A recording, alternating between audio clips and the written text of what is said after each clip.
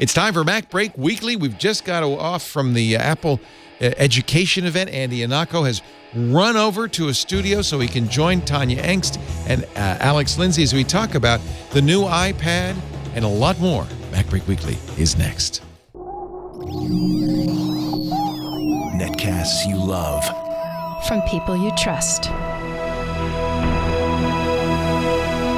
This is Twit. Bandwidth for MacBreak Weekly is provided by CacheFly at CACHEFLY.com. This is MacBreak Weekly, episode 603, recorded Tuesday, March 27th, 2018. An apple for the teacher. MacBreak Weekly is brought to you by ActiveCampaign. If you have a growing business and you want to acquire more customers, you need ActiveCampaign. Their solution goes beyond marketing automation to get the right type of message to the right person at the right time. For a free trial, go to activecampaign.com/twit. And by ZipRecruiter. Hiring? ZipRecruiter's revolutionized how you do it. Their technology identifies people with the right experience, then invites them to apply to your job. Try it free today at ZipRecruiter.com/MacBreak. And by Rocket Mortgage from Quicken Loans. Home plays a big role in your life. That's why Quicken Loans created Rocket Mortgage. With Rocket Mortgage, you can apply simply, understand the entire mortgage process fully, and then be confident you're getting the right mortgage for you. Get started at rocketmortgage.com/MacBreak. It's time for MacBreak Weekly, the show where we cover the latest news from Apple, and there is lots of news from Apple because they had their event today. Andy Anako is at the event. He's on his way back to the hotel room. We'll get him on in just a few minutes. He can give us his first-person reporting. Meanwhile, the rest of us who watched from afar, including Alex Lindsay, he's in Washington, D.C. at the PixelCore. Hello. Hello, Alex. Good to have you. Did you? You couldn't really watch a stream, so I guess you like I watched the feeds. Watch the feeds, the live blogs. Yeah. Also with us from Tidbits.com, the wonderful Tanya Engst. Hello, Tanya. Hello. It's great to be here. Nice to see you. Did you? Whose coverage were you watching? I was hanging out on an internal Slack board that we have just for Tidbit staffers, but we were watching, reading the live tweets from a bunch of folks, in particular 6 Colors. That was a really nice one to pay attention to. Jason Snell was there. Mm-hmm. So was Renee Ritchie. In fact, he's not here with us because he's in the classroom right now with Serenity Caldwell. Yeah, in fact, there was a lot of coverage from people we know. Andy was there, Renee was there, Serenity, but also Harry McCracken, a lot of tech press there. Did Adam go? No, we had a fellow, Julio Ortega, last name is escaping me. Ortega Zapata. Yeah. Ojeda Zapata, yeah. Julio's great, yeah. Yeah, thank you. Yeah. So he was working for you. That's right. He does some writing for Tidbits. I've seen his byline there. I'm not sure if he was working exclusively for us, but he did write us an article. I'm not sure if we've got it posted yet, but it's definitely in progress today. Nice. Yeah, Julio writes for the Minneapolis. He's a Twin Cities writer. I'm sorry, the St. Paul Pioneer Press. Yeah, there he is. Julio Zapata. Yeah. Great guy. Well, good. Yeah, he was so excited to be there. He was having a good time. I'm looking at the picture of the line waiting to get in at Chicago's Lane Tech College, which is, despite its name, a high school. A lot of people in the rain waiting to get in. It's a big school. Early on, Tim Cook said it produces more PhDs than any other high school in America. Of course, they don't get their PhDs there, but they go on to get PhDs. And it seems like it was a very good place to have this event. It is a public school in Chicago. Apple had, there was a lot of speculation about what Apple would announce, but I can, in a nutshell, tell you what they announced, which was kind of what the minimum speculation was. A new 6th generation iPad featuring the A10 Fusion processor and pencil support. No smart connector for the keyboard, just pencil support. And it will be $329, the base price of the least expensive iPad up to now, $299 for educators. That's a 32 gig storage device, so it's kind of a minimally configured device. They still, nothing new about the pencil except a $10 price drop for education. It'll be $89. And there were a lot more software announcements than there were hardware announcements, although they did point out that Logitech is going to offer a $49 pencil for the new iPad. I presume with iPad Pro pencil capabilities, they're calling it it looks like a crayon. It's a digital crayon. And Logitech is offering a $90 keyboard design for this particular iPad, neither of which the crayon nor the keyboard will be available to the general public, but only to educators and students through Apple Education.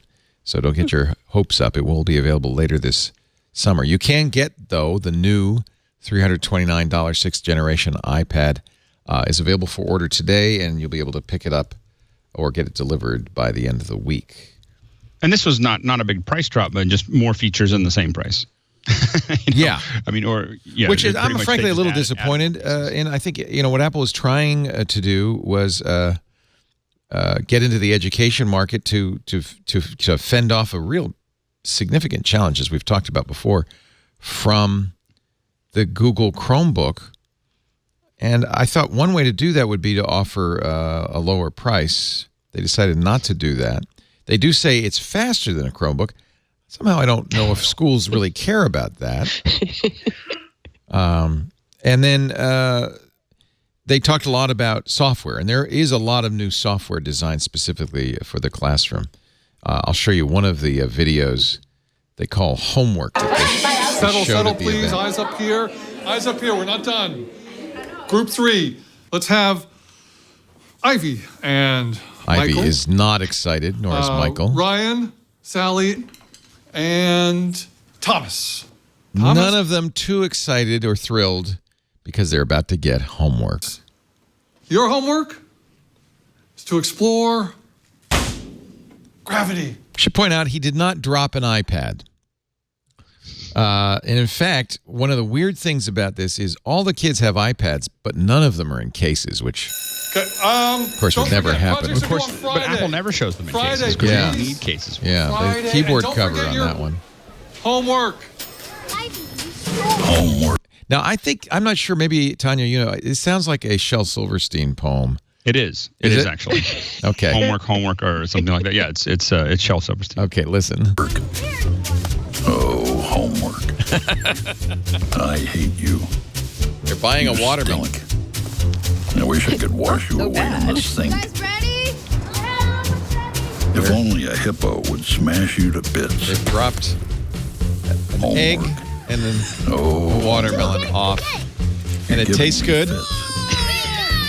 Amazing! Yeah! That's going to be part of their I'd gravity. rather take baths with a man-eating shark. Notice the use of the Or pencil. wrestle a lion alone in the dark. Eat spinach and liver. Pet 10 porcupines. They're dropping a then mattress tackle off the homework balcony. The like parents are going to teacher love that. assigns. Action! Making videos. Gravity-free environments. This is a lot of work these kids are putting in. I think Apple's saying Homework. Oh, homework. the kids are doing this because they have iPads, right? Because otherwise they'd just be, sitting at home You were watching last TV. on my list. I simply can't see why you even exist.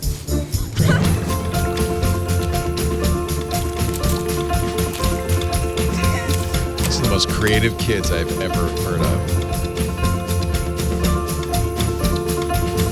If you just disappeared, it would tickle me pink. Next up, Group 3. Homework. Oh, homework. I hate you. And now they're showing their video. But we won't get to see it because we are adults. And adults But I'm sure it was cannot see amazing. I'm sure it was wonderful. So they have some new software that will let teachers monitor classroom performance, share assignments with kids. I think the biggest announcement from my point of view, from most people watching's point of view, is they're finally going to update iWork. And it looks like, and I bet you have some interest in this, Alex, they're going to take iBook's Author, which you were really excited about when it came out, but really did not take the world by storm. And they're going to fold all of its capabilities into Pages. So we'll see if they fold all of them or most of them. I have a feeling that, for me, this is kind of falling backwards a little bit as far as going from iBook Author to Pages. Pages is fine, and I'm sure that it'll be more. You'll get more books out of it than having a separate application. Now people can just use that. I think that not a lot of people use iBooks Author, and not a lot of people use Pages, and so maybe you can get them to combine into a reasonable number of people. So I think that Pages has always been for me a little heavy.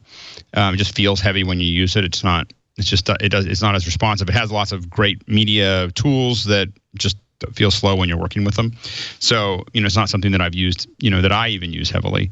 And so I think it'll be, to create something that is a slightly better book, I think that Pages is going to be great. I still think they're missing the opportunity to build something great. The new Pages will have pencil support.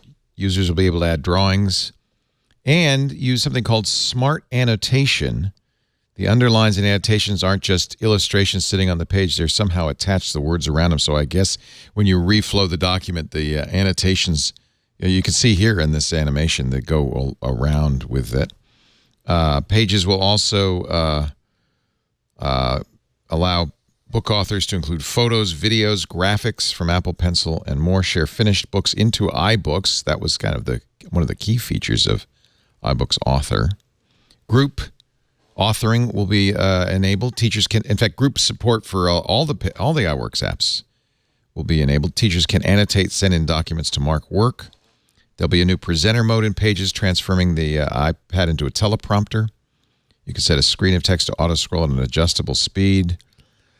And then there's a new app for teachers called Schoolwork, which lets teachers dole out digital assignments to students.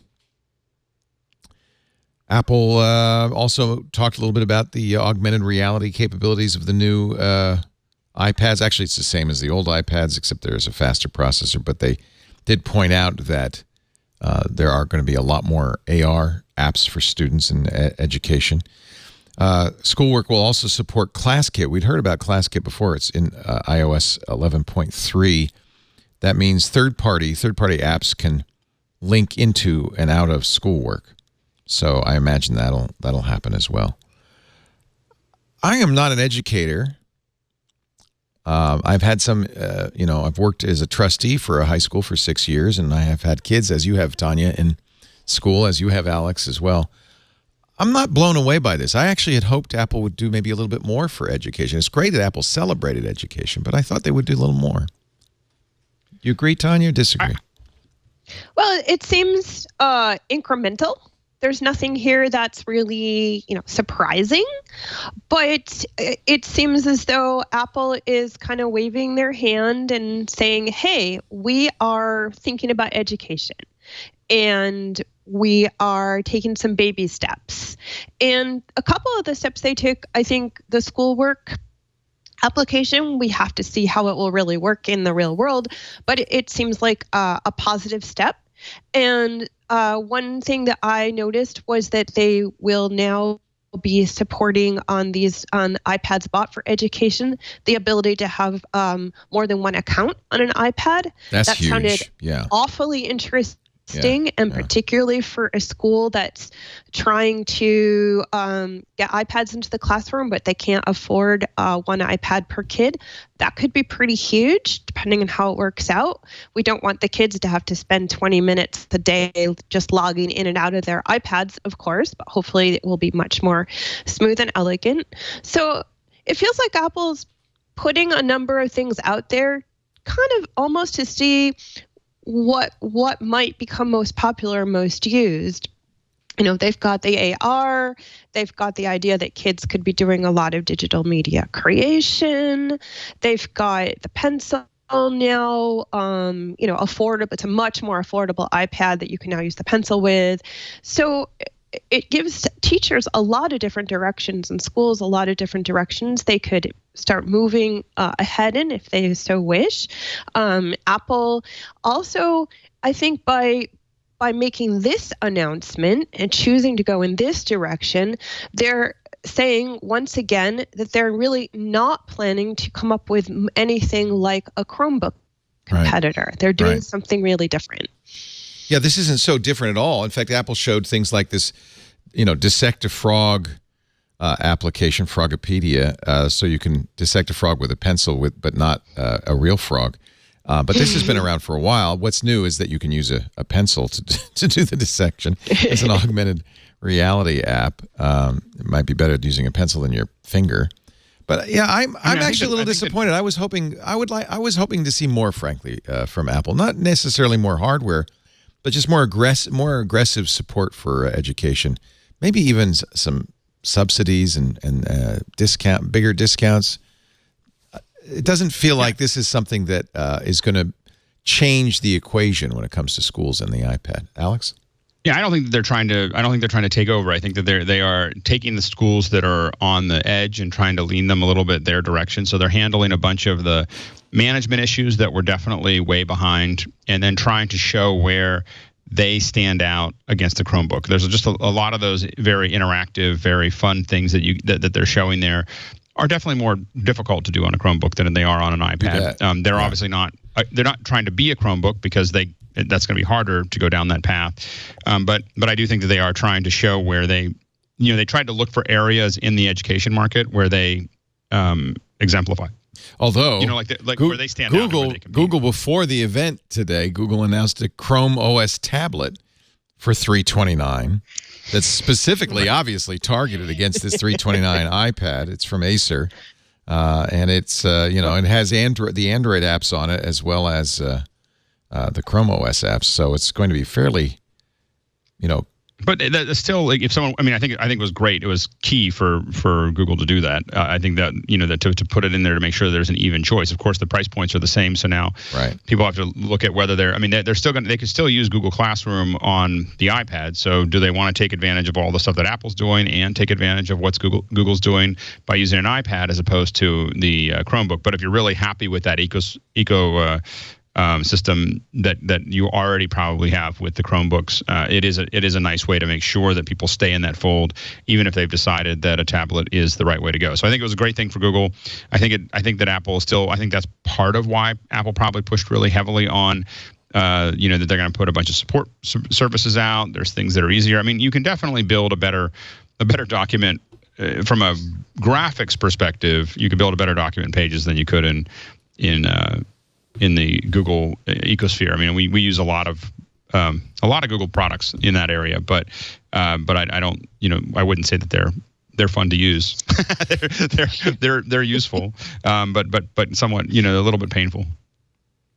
Google, Apple just shipped out the updated Pages. I just got it, and Keynote and Numbers just came out in the Apple Store. So if you want to try pencil support, I'm waiting till Pages downloads here. Your kids, I know, Alex, love their iPad. Yeah, they're on there. They probably spend more time than I should let them. But admittedly, I will say that a solid 25 to 30% of their time is on Roblox, on it. But the other time is spent taking pictures, and they know everything about that iPad, of how the iPads work and all the little bits and pieces. I can definitely, my plan when I get back from DC, which will be later this week, is to actually go through some of the things that they showed here and try to do them with my kids and see what they think and see whether what the that's reaction is. Yeah. Whether they think that it's good and whether they can do it. They're 8 and 10, so they're probably a little lower than the target that they showed there. But I think that they're pretty precocious. I think they'll catch on. Here, it starts when you launch the new Pages. It starts with a video showing a pencil. It says, "Make your mark, get creative with artwork and annotations using Apple Pencil. You can also use your finger," which is very, very reassuring. I should just download a document. Let's see. And open it, I guess, and see. Now let's. Where do I go for pencil stuff? Let's see here. Collaboration, working on a document with others, invite them to edit in real time. By the way, that is one thing that's kind of cool, that you'll get 200 gigabytes of iCloud storage with your Classroom account. Although Google offers unlimited storage with its account. So there's the sharing button. New shapes, enhance your document with a variety of new editable shapes. That's kind of cool. Let me look at the animals. So let's just and that's all stuff that we've seen in Keynote. So all those shapes are shapes that are available in Keynote now. So those aren't nothing new except that they're available. Put them in Pages. Smart annotation beta. Tap to start adding marks that move with your content. Let's see. Tap. Oh, here we go. Here's an annotation, so I could circle that. And then if I take this goat, hello, goat. Take this goat and move it in. Look, the almost moves around with it. Okay, that's cool. Smart annotation beta. Smart annotations follow your text. Okay, it's in beta, it says. All right. Well, it seems to work. Great. Yeah, that's nice because, they're not just a layer of ink on top of the screen. Well, I mean, I can see that way beyond classrooms. I mean, that's, being able to review documents and redline them and so on and so forth, and underline things that you want to go through is useful way beyond school. Change tracking, presenter mode. Yeah, I mean, I haven't used Pages in a long time, but it does seem like there's quite a bit of new stuff. What's new in Pages? Let's take a look. Draw, write, annotate, create beautiful books in the EPUB format. Collaborate in real time on documents stored in Box. That's interesting, given that Apple has iCloud. Box, huh? Maybe schools like Box. That's odd that they wouldn't say collaborate with iCloud. Yeah, I think the Box thing is a new addition in this version of Pages. Yeah. I assume that iCloud collaboration is still happening, so it seems like Box is It's just a new another option. one more thing. Okay. Yeah. And one thing I'm very curious to know is one of the limitations of iBooks Author was if you wanted to create a book and sell it, you were limited to the iBook store. Yeah, and I think this is, it says you can create documents that you could then sell. Yeah, you can then sell on the iBook store. So I think they're still pushing that as. So I'll be. But EPUB's an open standard, right? So it's very easy to take an EPUB and convert it to, for example, a Mobi, which is what you would need to sell on Amazon. Right. But that was kind of not really permitted before. So if that's been stripped away, and I'm not saying it is because I haven't looked, but it's my guess, not only does that, make it easier for people who really just want to do education stuff and maybe on the side sell their thing, but it may make Pages worth another look for your typical ebook publisher. It says I can export now to EPUB, so that would imply, EPUB is here. That would imply that I could. Yeah, with iBooks Author, it was actually in the license agreement. It wasn't like a technical. They had the capability. Right? Okay. Yeah, but as a professional, as an actual publisher, you wouldn't violate a license agreement. Of course not. But it seems like for educators, though, now they don't have to go and learn a whole nother program, iBooks Author. Even though a lot of iBooks Author was very similar to Pages, you could transfer a lot of the skills. I think if they can just have one program that they need to learn, their kids are doing word processing in Pages anyway, perhaps, and now they can do word processing in Pages and maybe get an ebook out of it without having to do a whole import-export layout thing. That may make it a whole lot easier to get a whole lot more informal publishing going on from the education market. That seems positive to me. The few educators, I've talked to since this announcement were generally very excited about the fact that Apple actually went to a school, and really at the beginning there was a lot of celebration of education in general, and I think they appreciate the attention they're getting. That's a big part. I mean, of just making you feel warm and fuzzy about Apple and education. So maybe that's all. Maybe that's all they really needed was that little PR push. I'm a little disappointed that there wasn't. I felt like we should maybe have seen more. Now in June at WWDC, of course, that'll be Apple's opportunity to update the MacBooks and the MacBook Pros and maybe even the MacBook Air. Who knows? Maybe even the Mac Mini. So that's only a couple of months off, and June is the time frame for a lot of this stuff anyway, for people to buy it, except for the iPad, which you can get today. We have so little. Usually after an Apple event, there's a 2-hour show, and that's still not enough to talk about. But I feel like that's it, right? Is there anything more to say about the announcement today? When Andy joins us, we can get a little bit of a sense of what happened in the room. But Sure. I thought it was cool of Apple to focus on education as far as what might be coming up at WWDC for announcements. We have a lot of time to speculate about that, and Apple has a lot of hardware that they might be telling us more about at that time. So that's kind of fun. It was interesting, I thought, that Apple chose to not have their event in Cupertino or in a, it wasn't really part of the music industry or anything like that. It was its own special event. I kind of hope Apple will do more of those in the future. I feel like the typical Apple announcement, it used to be so exciting, with Steve Jobs or when Tim Cook was new, to have the kind of streamed event, very controlled from some kind of Apple-run, theater situation. And I thought this was nice for a change, just they did do something different, shake things up a little. They don't have to always keep on doing things exactly the same way. Maybe we'll see more of these, more intimate events in the future. Good point. A lot of the press were invited after the event to visit the classrooms at the school and actually sit in and watch active classrooms. Renee and Serenity, I think, went to a math class. Yeah. So that's neat. It is a great thing to celebrate education. I'm glad, but I don't know if education is I don't know if this is going to change Apple's position in education. I think people who are already in on iPads will welcome these new features, but I doubt that they're enough to convince somebody who isn't yet an iPad school to go out and get iPads. I was thinking about that. I was thinking about the situation that a lot of school districts face, particularly public school districts, where there is not a lot of money to go around, and they're really going to go for the most affordable digital solution that they can find. Certainly in my home school district, the Ithaca City School District here in New York State, they went with Chromebooks, certainly on the high school level. They're just so affordable. It pointed out to me you can get a Chromebook for less than a textbook in some cases these days. And I was thinking, boy, it would be really nice to see Apple address that kind of problem.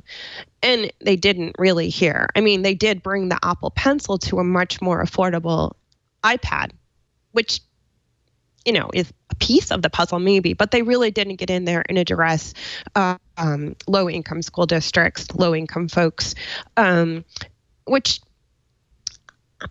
it seems like Apple is basically saying, we've got a premium product and here are the great things we're doing with it. It's not ideal. Something Apple, it'd be great if they could address. It feels like right now kind of the DNA of the company is more about just that, making a premium product, pushing things forward. And what do you guys think? Yeah, well, and also, and I mentioned this during iOS Today, and Alex, you're a creator. They talked a lot about creative tools with drawing and the pencils and video, making books and stuff. But one thing the iPad isn't great at is, I think, one of the most fundamental creative skills that are really important for kids to learn, which is to write and to type things. And this is exactly where the iPad's a little bit weak, because it doesn't come with a keyboard. And it's great to, and I know kids today love video and all that. And Alex, Alex, am I an old fart? Is writing no longer a big deal? Do you not need to write anymore? Oh, we lost Alex. He just hung up. After I said that. He said, well, something. That's it. I'm done. What my first thought was, I thought, well, if I was a third grade teacher, which I'm not, but if I was, what would I use an iPad for? And the very first thing came to my mind, even before, cameras and scientific experiments and all this kind of stuff, was, wow, what a great tool for teaching handwriting. But is it? Isn't it better? Don't you need to do it on paper with a pencil? Yeah, I'm thinking, so I don't know anything about this really, right? But just think about it. A lot of how kids learn to handwrite when they're very young is they do tracing, right? Be good Which for that. Which is really boring. Right. But I think you can make an app, and I bet there are apps for tracing that would make it so much more fun. All right. You're right, because that's an issue with the younger kids, especially younger boys, is fine motor skills. Yeah. So you give them a pencil and you give them something engaging and fun, at least they're going to develop their motor muscles, and that'll help them. I think ultimately, if it's penmanship you need, I don't know if, frankly, Right. I don't know if people are going to be doing a lot of handwriting in the year 25, but you still need to be able to write your numbers. And I remember True. with our son, he moved to the typewriter pretty quickly because you didn't have to write. But for instance, we would go to the local food co-op and you have to like write the bin numbers on your dried nuts, whatnot, right? And we'd be like, look, kid, you can't. That's you a very can't good buy point. The peanuts if the cashier can't tell whether it's a 7 or a 1. You can't buy whole grains at Whole Foods if you can't write the number on the twist tie. Yeah. I mean, there's. And if a kid says, "But I don't have a stylus and a tablet, please." Take a picture, pick a photo with your iPad. Well, though. I mean, if it is true that if you look at how teenagers and even younger kids are communicating, it's very visual. It's very much photography. There, we got Alex back. Sorry about that. Just absolutely have to be able to think, and they have to be able to connect ideas together, and they have to be able to like run this stuff through their bodies and their minds and analyze it and come up with, ideas that make sense. And writing, I believe, the kind of writing where a keyboard is really very helpful, really facilitates that process for a lot of people, even if it is painful and slow and difficult. And yeah, it was a disappointment to me that Apple did not include the smart keyboard connector onto the new iPads. I know you can attach a Bluetooth keyboard and that works well enough, but it's also like just one more thing that you have to keep connected, and the smart keyboards really are superior, in my opinion. I feel bad for the kid now who has to remember to not only charge the iPad, but has to charge the keyboard and has to charge the pencil, and gets to class and it's all dead. And by the way, your kid's now in college, but I know kids younger than that, the last thing they do is plug in their devices at the end of the day. Oh, I don't know.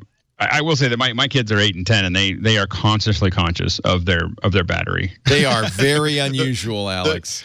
The funny thing is, when my daughter was 3, she would walk up to, or almost 3. She would walk up to me, and she kept on. She'd take the iPad and she'd show it to me, and she'd go up and nicha, and I couldn't. It took me a long time to realize that she said she was trying to say the iPad needs charge. Wow.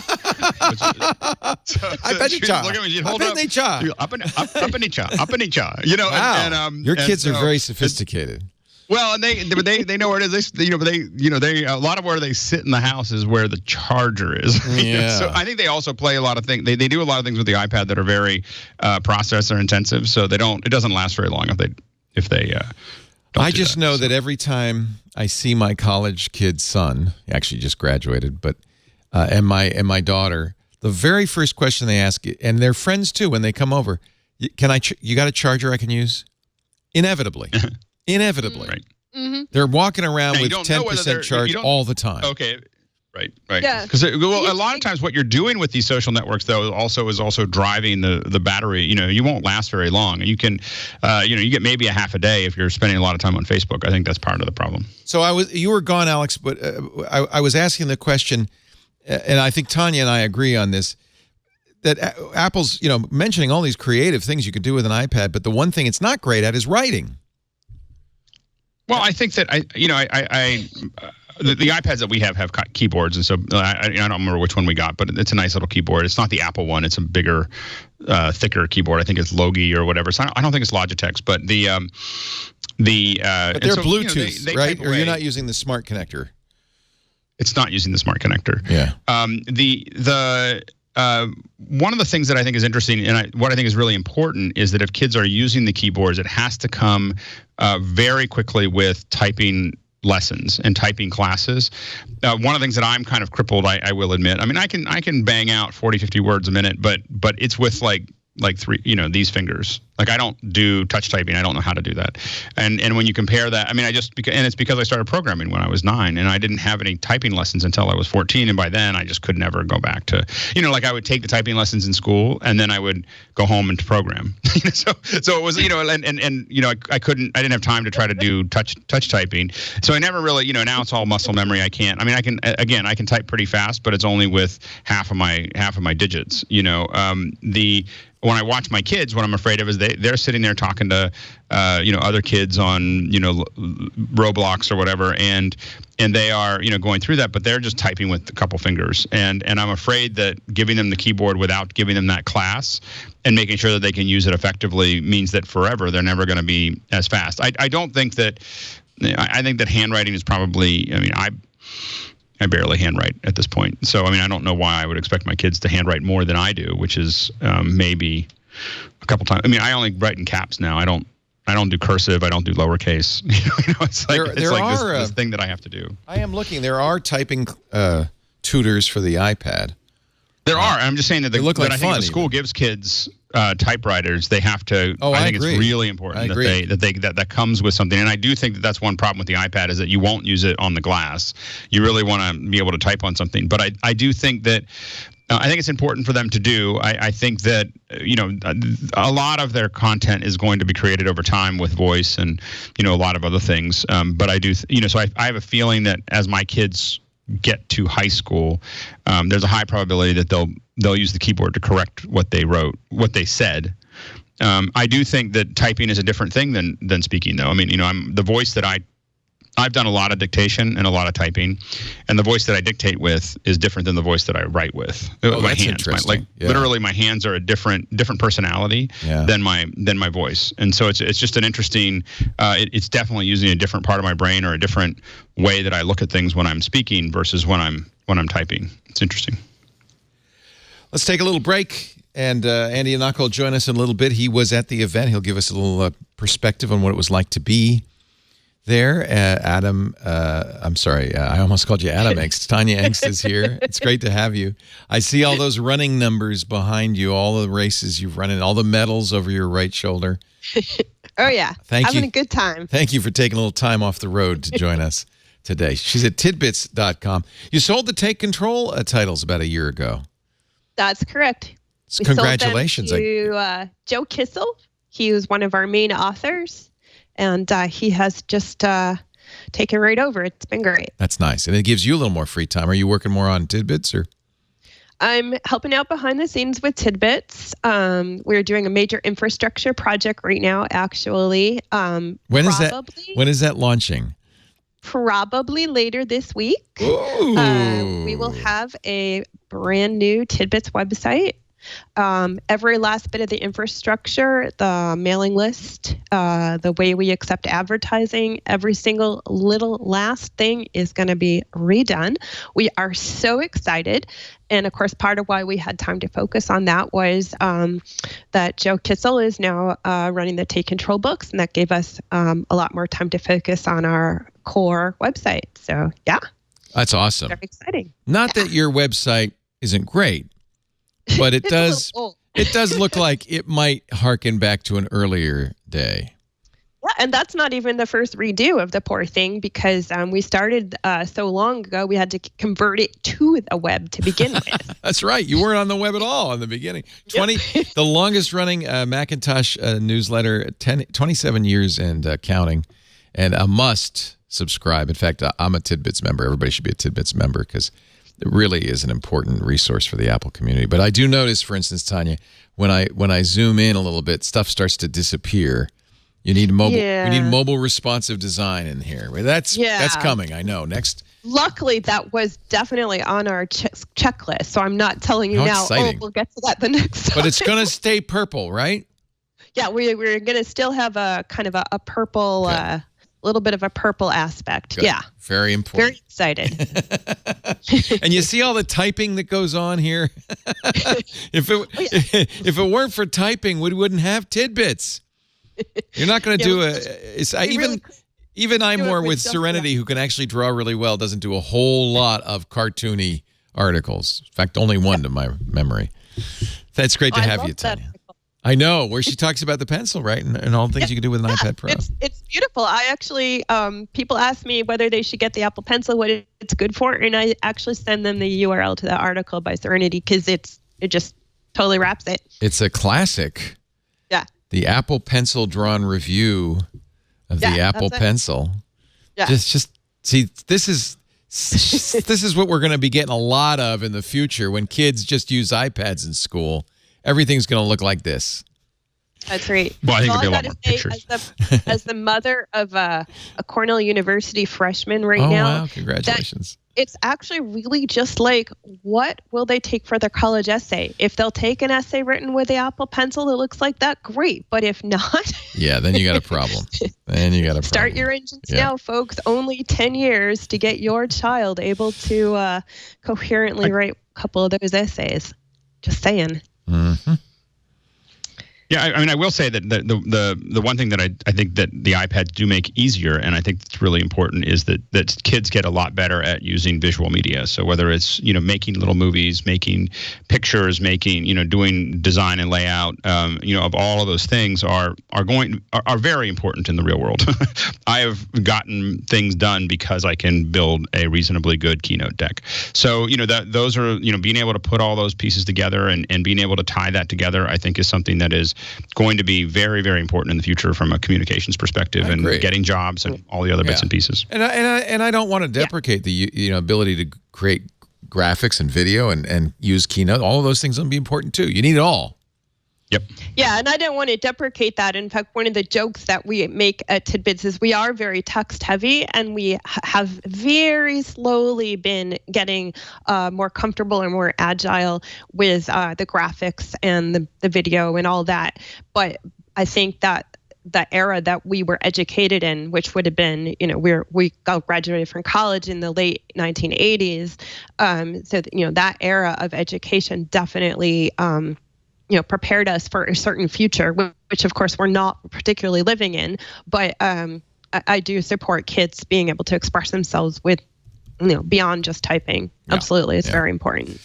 Well, that takes us to our first sponsor, ActiveCampaign. If you want to reach out to customers and clients, it's nice to have graphics, but you need more than just, a pretty picture or a mass email. You need something targeted directly to that person's interests and needs. If you have a growing business and you want to close more sales, you got to check out ActiveCampaign. Much more than marketing automation. You get the right type of message to the right person at the right time, and they've got the tools to help you do it.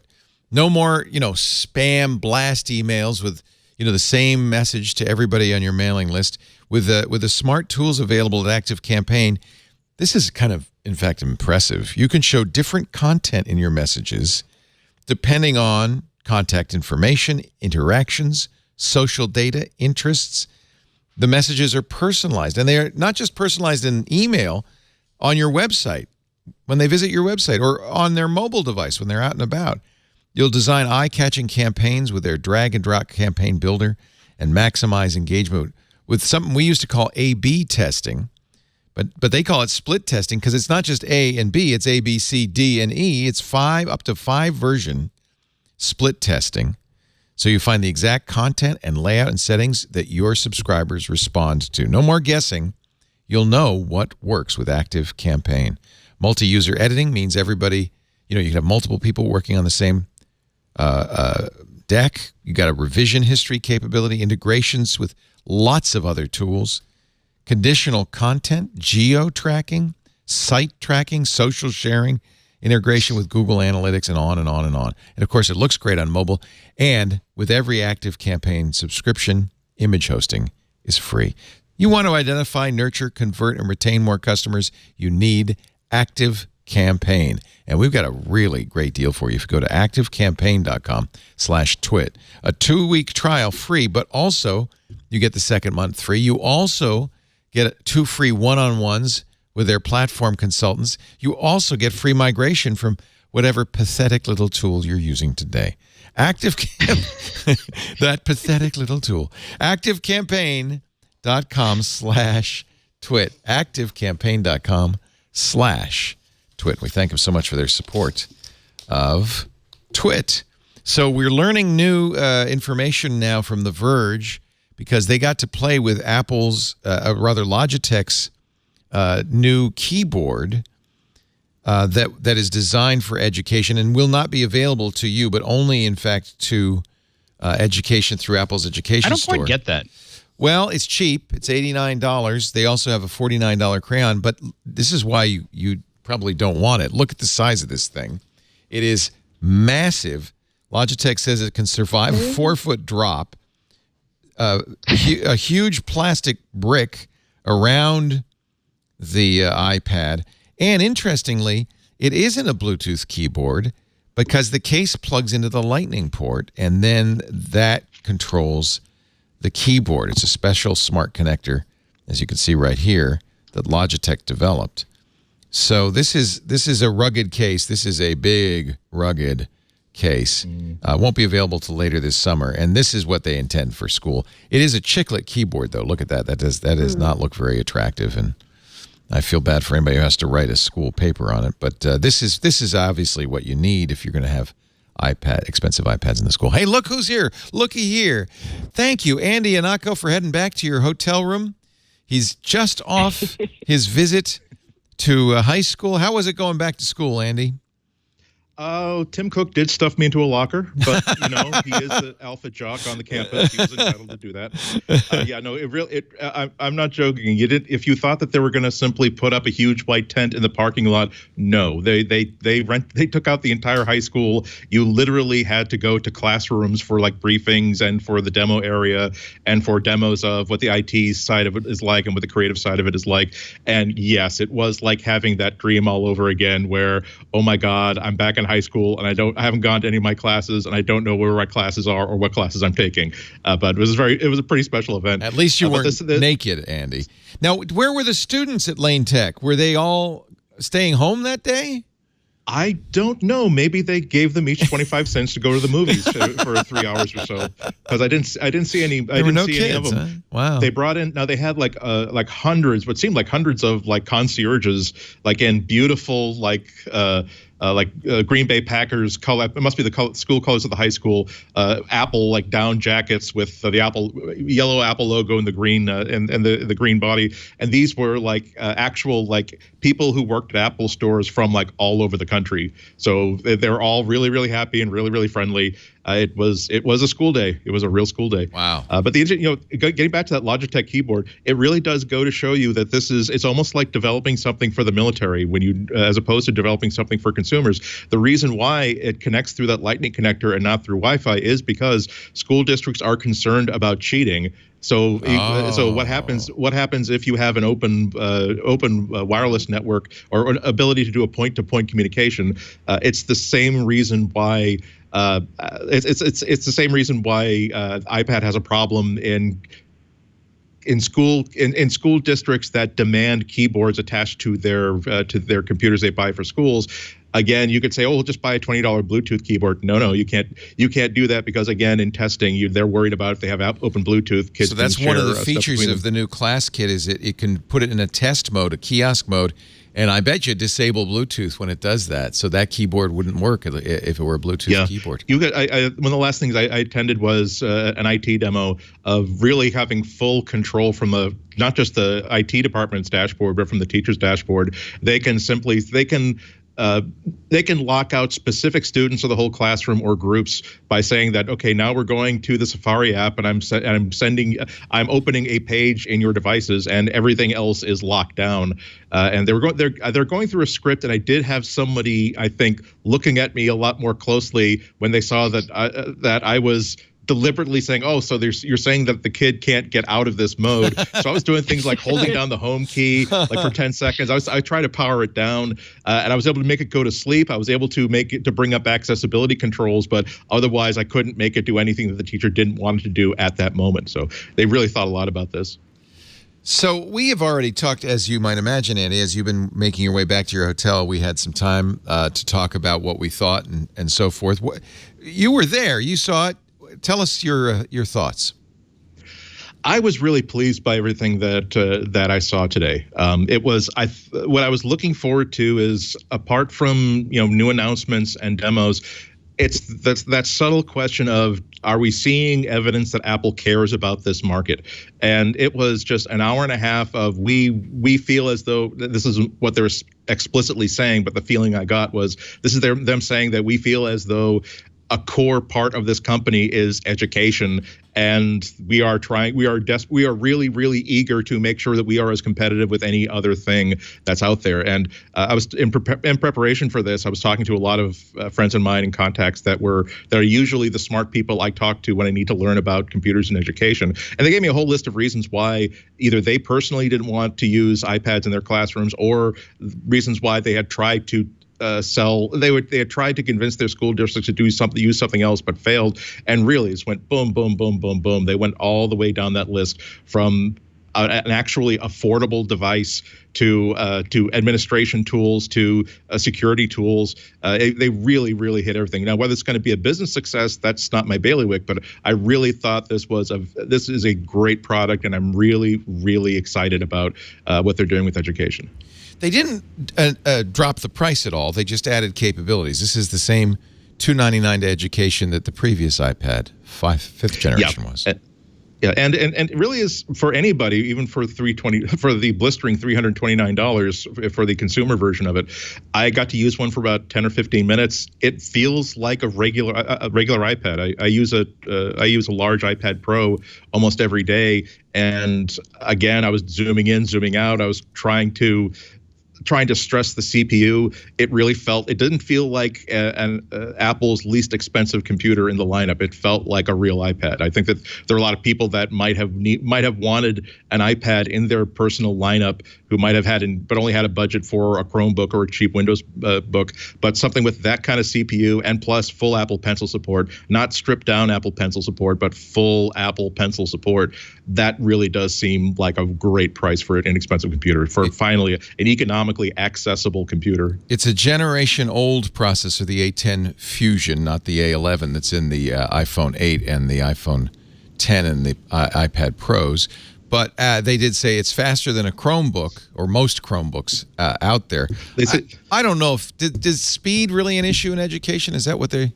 Is one of the points your educators checked off?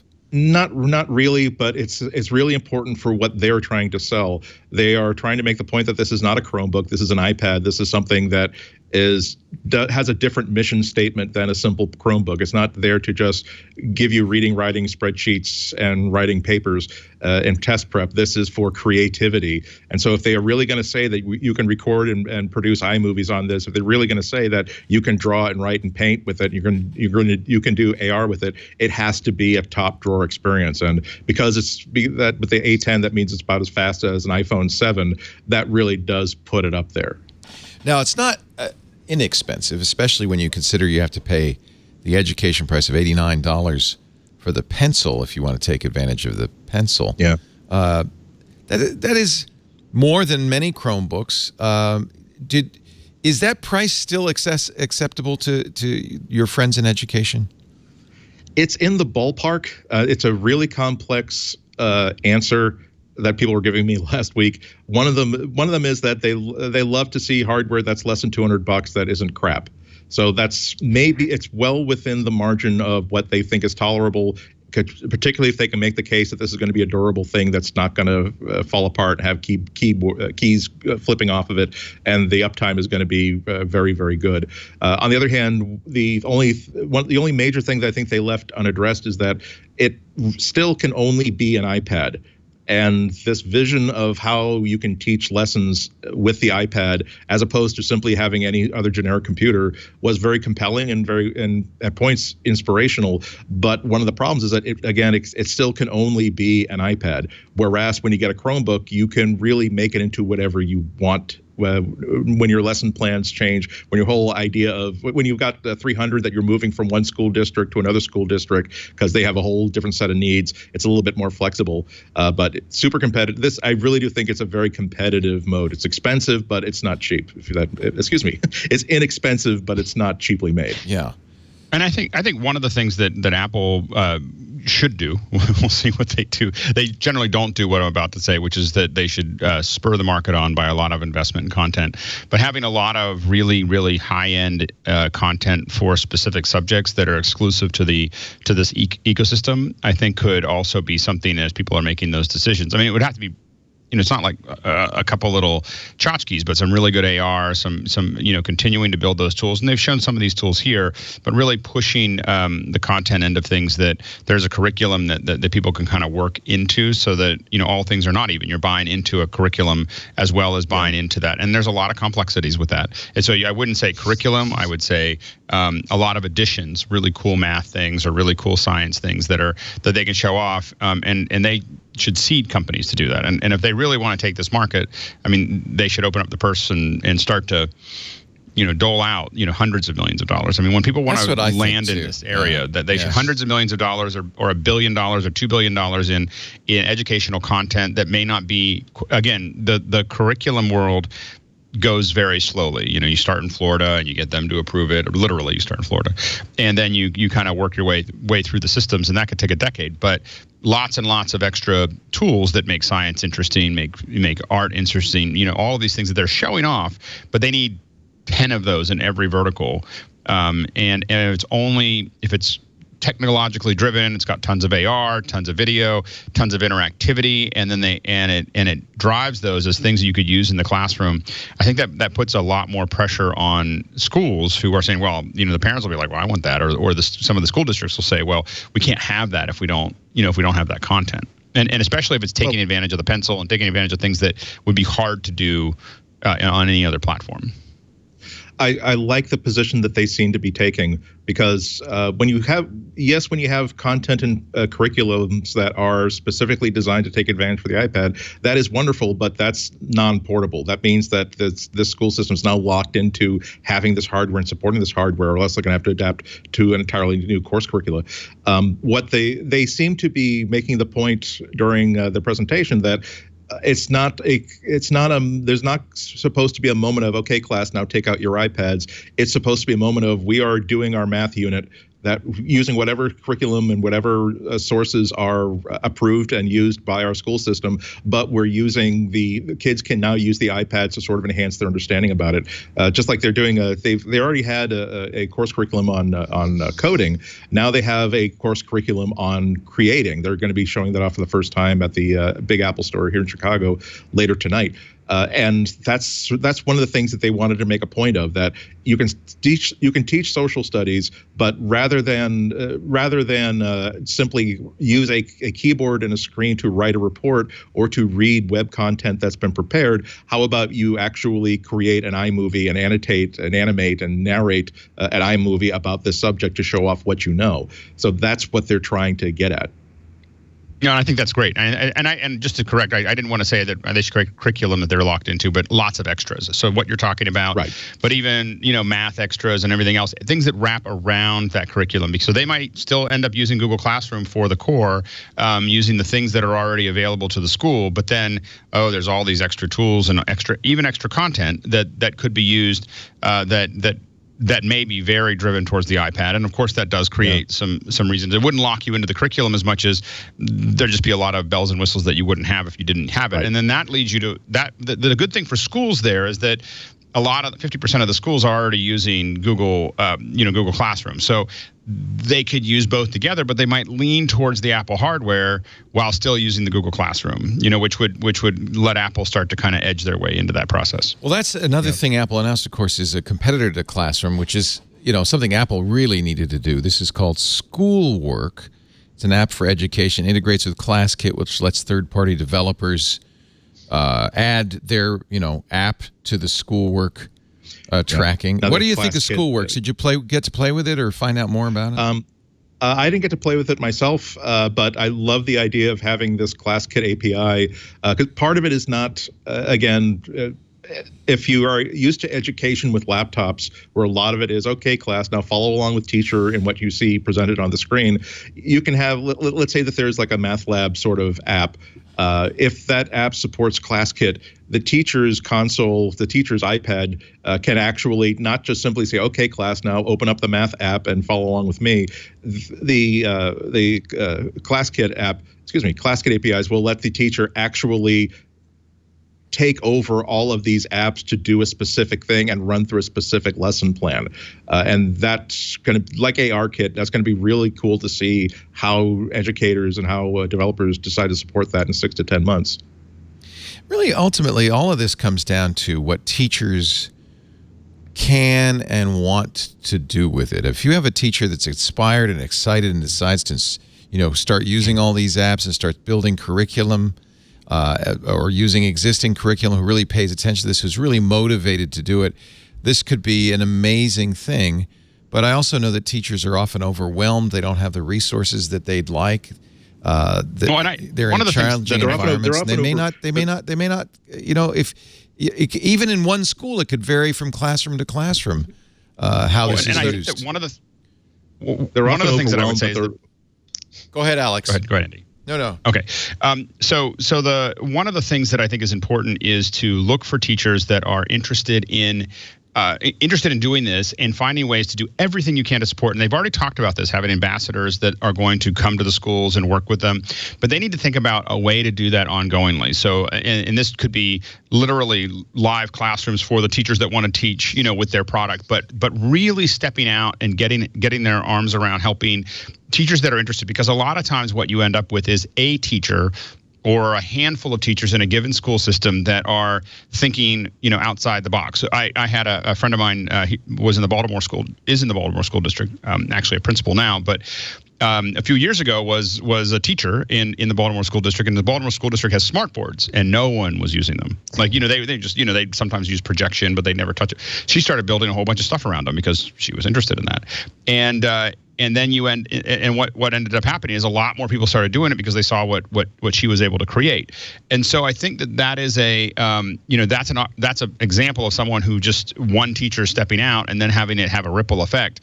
Finding those teachers and finding ways to really do absolutely everything you can to support them is going to be one of the key factors of Apple being able to do that. They have ambassadors, but they need to think about ways that they can literally support them every day. Like, how do you have them, like, they can send you a private forum for a handful of seed teachers where they're going to be able to give you, feedback and show you examples. And those are the kind of things that I think Apple has to do if they really want to move into this market. Tanya, I saw you nodding. I mean, we love teachers, and I know that there are teachers who are inspired by the opportunity that this presents, but I also know teachers who are overwhelmed by the opportunity it presents. Yeah, I mean, you're going to get everyone on that entire gamut. You're going to get the teacher who would be all over any kind of program Apple could offer, but even without the program, they're going to do great stuff. And then you've got teachers who are like, well, I just figured out my entire curriculum and it's not that. Overwhelmed, or teachers whose technology skills are still coming online. And for them, maybe just checking their email once a week is pretty awesome. So yes, all of the above. If Apple wants this to happen, I completely agree. The more support that they can provide as far as examples and support and everything, excellent. It's all good. Not sure what else to say. I mean, unless they want to actually, have little mini Apple stores in the local high school. Well, in some ways, it might be possible to get people more inspired by Apple and how, I think Apple's more inspiring than Google Chromebooks are. I mean, if nothing else, they have beautiful ads and pretty pictures, and you can look at it and go, boy, that would really be great. And you don't really see that kind of thing going on the Google side. It's a little more pedestrian and mundane. On the other hand, teachers often don't get the choice of what they want to do and implement. I just know that from my own experience working with teachers in the high school, some teachers took to whatever technology they were given and really made it sing. And some teachers were so phobic or sometimes even anti-technology that it didn't matter what you put in their hands. It wasn't going to make a difference. Somebody in the chat room, thank you, I don't have your name, put the UNESCO Education, Research, and Foresight Working Papers, The Future of Learning. This is from a few years ago, talking about saying, for one thing, students are now, they said, going to be active learners. They're going to be much more engaged in their education. I think that's the kind of thing that an iPad in a kid's hand could make a big difference, because kids, like teachers, get inspired by the technology that they have in their hands, and an iPad is much more inspiring. But they also talk about how teachers are going to have to change their role. They say teachers have to evolve into creative workers, jointly constructing knowledge with learners in the classroom. And so this is, in some ways, if Apple's vision is to come true, it's going to require teachers kind of embracing it and embracing a new role somewhat. I think that Apple has to take a more aggressive view of this than if they're serious about it. A lot of times Apple releases stuff and then people will of course flock to it and that's not true. And they'll be happy. We know that. That's a Silicon Valley problem. Right. But it isn't. Yeah. I will say I don't think that's the way Google approached it. I think Google approached the classrooms with a lot of focus. And so there's a lot of outreach. There was a lot of support. There was a lot of. Google definitely put their back into it when it comes to doing that. That's what this report also says. It says this is going to require meaningful professional development and lots of support. It's a significant undertaking. Teachers will need new forms of professional development to support them if they're going to meet the needs of 21st century learners. Well, Apple's definitely in that. First of all, they've got so many former teachers working on the inside too, and they don't feel like they're the ones that I've talked to, in addition to the ones I've talked to today, you get the feeling that they're still working they feel like they're still working as elementary school teachers. They're just helping kids through Apple and helping a larger classroom of kids by making these products and services better. There is a great deal of outreach. Today they even showed off something that's been around for a while, the Apple Teacher Program, which is kind of like a social network, Apple social network for teachers. It really is like having an Apple Watch where if you don't know how to set up iMovie, if you don't know how to edit audio, this is not a courseware for kids. This is courseware for teachers who want to learn how to integrate this stuff into their iPads and into their lessons. And so you actually get, just like on the Apple Watch, you get a sticker, you get a badge for achievements. They said they're about to award their 1 millionth badge for achievements on the Apple network here. So they're definitely they're not just putting it out there and hoping people come to buy it. This has been a super interactive process, and again, it's just good to see. Whereas every time they have a Mac announcement, they say we love the Mac, and to show that, here's a demo of a new feature we're adding to Mail sometime in the next few months. This isn't what was happening today. This was, we want to make sure that we love you. We want to make sure that it's not just something we're saying, it's something that we're actually doing, and here are physical, actual, tangible results of all the work that we've been doing. Apple has created some new curriculum for teachers called Everyone Can Create. Towards this goal. And they showed this off as well at the school. Yeah, I think this is an opportunity for actually, it's a great opportunity for Apple to take some leadership and step forward, and say we understand the needs of 21st century learners and 21st century teachers, and we're here particularly to help teachers. That would be welcome, and like as you said, Alex, I would love to see Apple put some money into this. They've got plenty of cash. If they really are committed to this, it's going to be more than just releasing another iPad with pencil support. It's got to be really about helping teachers reinvent the classroom. I do think they're doing that through the services and the software that they're making. Whether it comes down to actual monetary investment and actually creating content, I don't know. And my intimate knowledge of what teachers require in education is only through the wonderful people who've tried to help me become less ignorant. But it's so hard to create outside of simply giving people grant money to go off and do whatever they need to do. It's hard for them to make an impact on a national and international scale because the needs of each school district is different, let alone the needs of each school system. I'll give you an example, though, and it sounds like they're kind of doing this. You've got these Apple stores.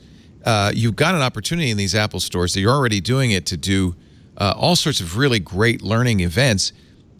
Spend a significant portion of the time that you spend in the Apple Store teaching teachers, showing teachers what they could do, supporting teachers. That's one way they could do it that wouldn't, it would just be a fine-tuning of what they're already doing.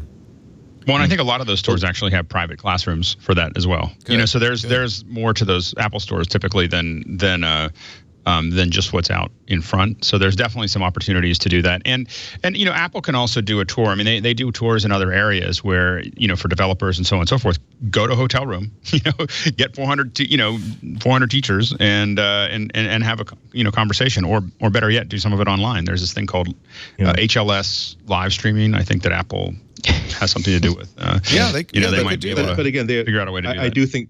I do think they're doing it. It's just not a public-facing feature that anybody can just jump into. Good. So I think they're doing a good job. Anyone can always do a better job.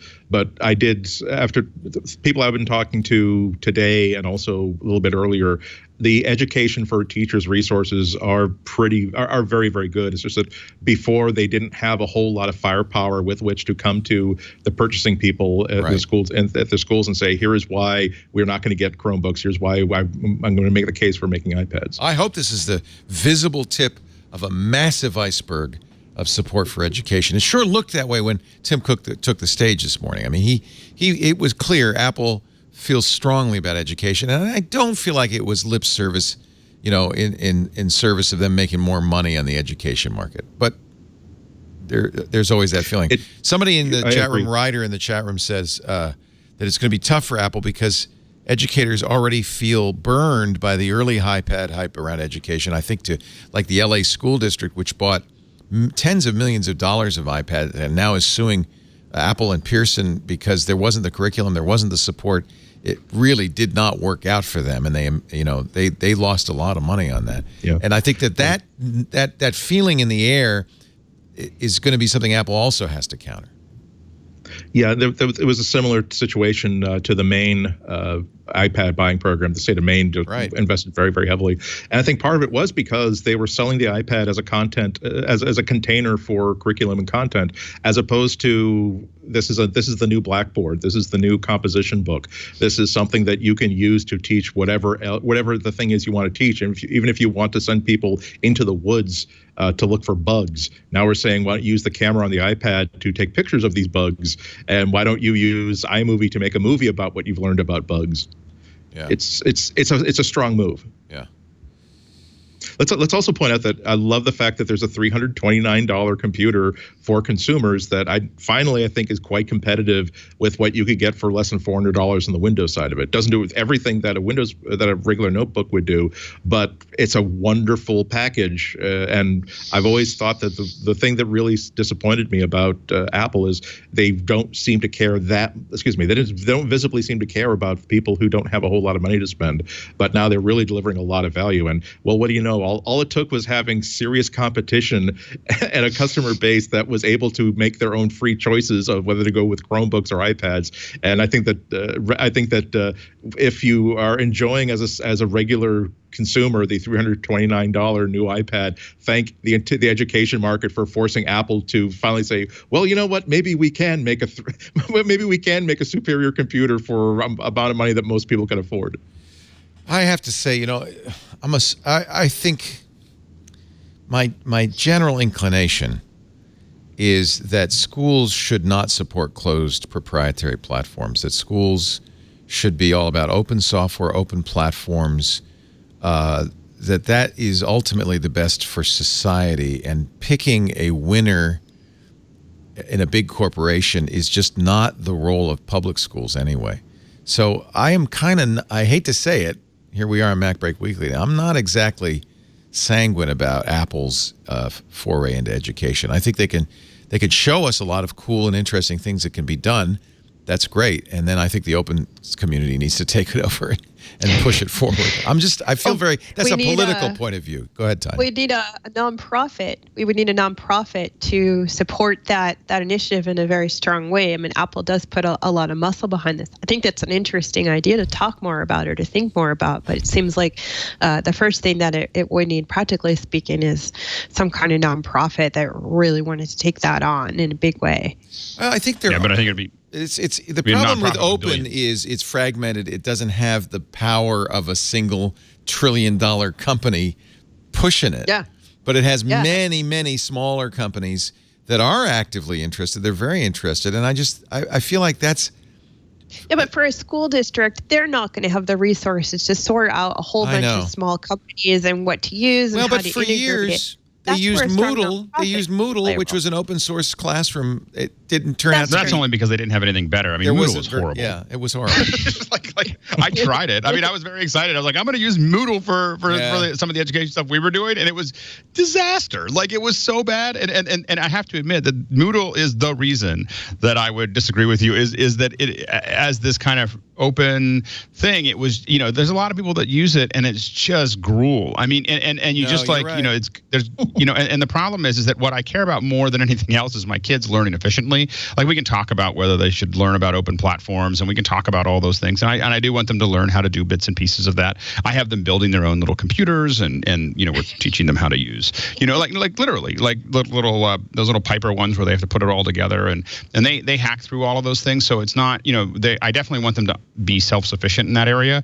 But when it comes to school, I want them to get through their schoolwork as fast as possible. I know, but for the same reason, I'm not a fan of for-profit education. I'm not a fan of for-profit education entities. I think Pearson's profit motive clearly is bad for education. I think you could argue the same for, the thing that is interesting is that Google does seem to have that kind of open source, open mentality. For instance, Classroom works on every platform.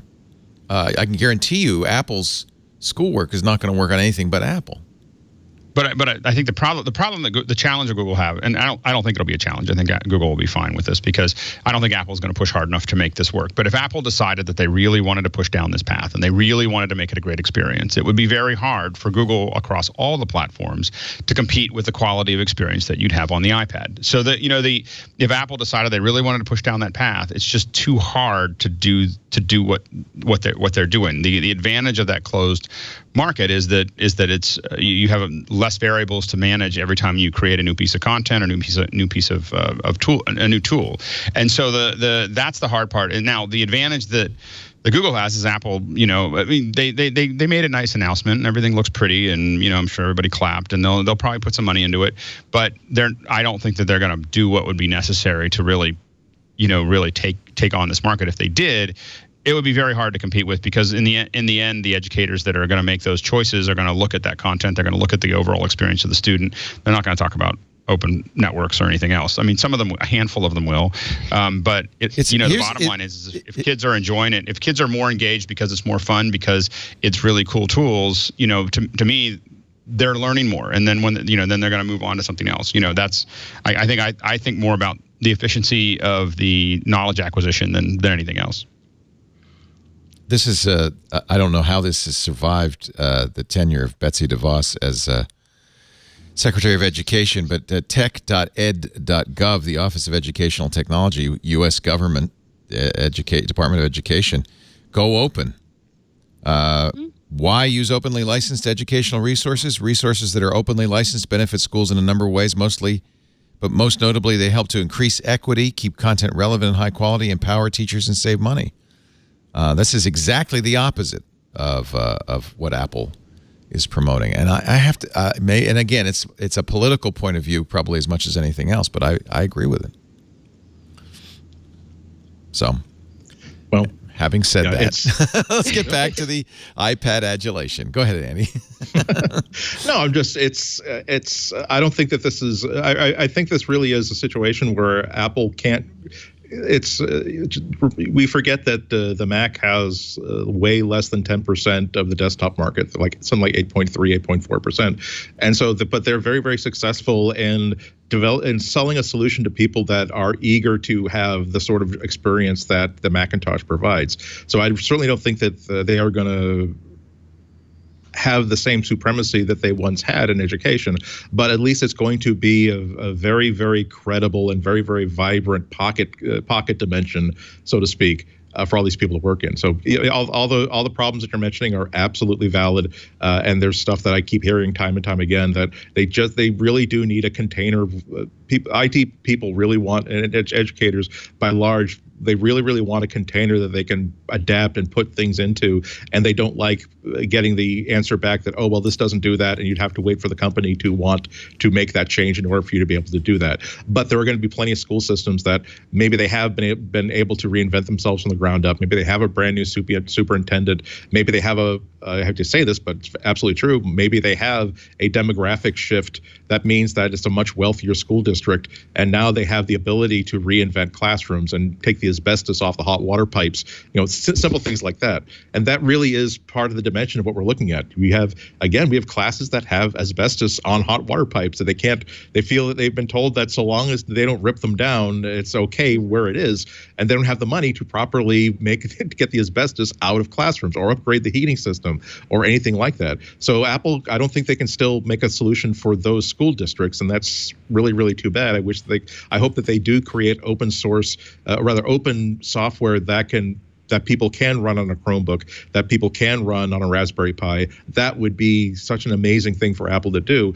But I'm not willing. But it's okay for me to say that so long as some kids find their voices, find their passion, so long as they find a connection to knowledge and learning that would not have been there if the school district were still using a static page or even still using a keyboard and a mouse, I'm certainly all for it. All right, let's take a little break. We'll have more. Tanya Engst is here from Tidbits.com. Wonderful to have you, Tanya. Thank you for being here. For Alex Lindsay from the Pixel Corps. And we got Andy Anako to head over to his hotel. Now, Andy, I don't know if this is a sensitive topic or not. Do you mind if I bring this up? Okay, well, I mean, I just find a kilt a lot more comfortable in this. My movement is freer. I know, Andy, but going commando is just not okay. I didn't say I was going commando. I wear something underneath there. No, I'm talking about the Chicago. This is the Windy City, you know. I'm talking about the Chicago Sun-Times, which Andy has been with, what you said, 17 years. That's a long time. I think I started with them in 1999, actually 2000. That's great. And now it's the CWOB.com. Although I'm glad to say you posted on Facebook. It was the one reason I was glad I undeleted my deleted Facebook pages. I found out what was going on with Andy, that you are still at this event and covering it for another publication, and that your future lies elsewhere, I guess is what we're saying. Yeah, I mean, the covers that I was planning on writing for the Sun-Times as of Thursday last week is going to be in Fast Company tomorrow. So great. Look for it in fastcompany.com.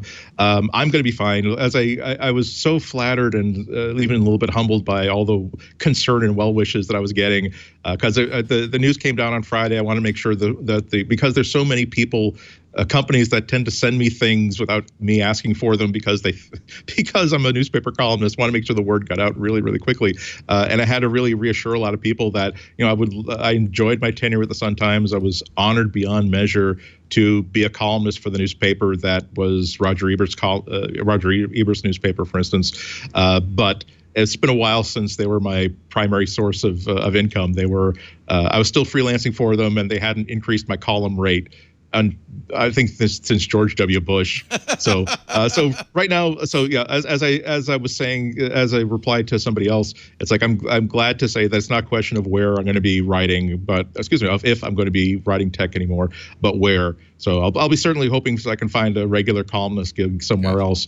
But there are a couple of things I'm looking at right now, and there's almost certainly going to be like a newsletter or an update to my a new version of my website, so that I will be able to do a lot of the stuff that I was unable to do for the Sun-Times because it had to go through editors and I couldn't just post things right to the site.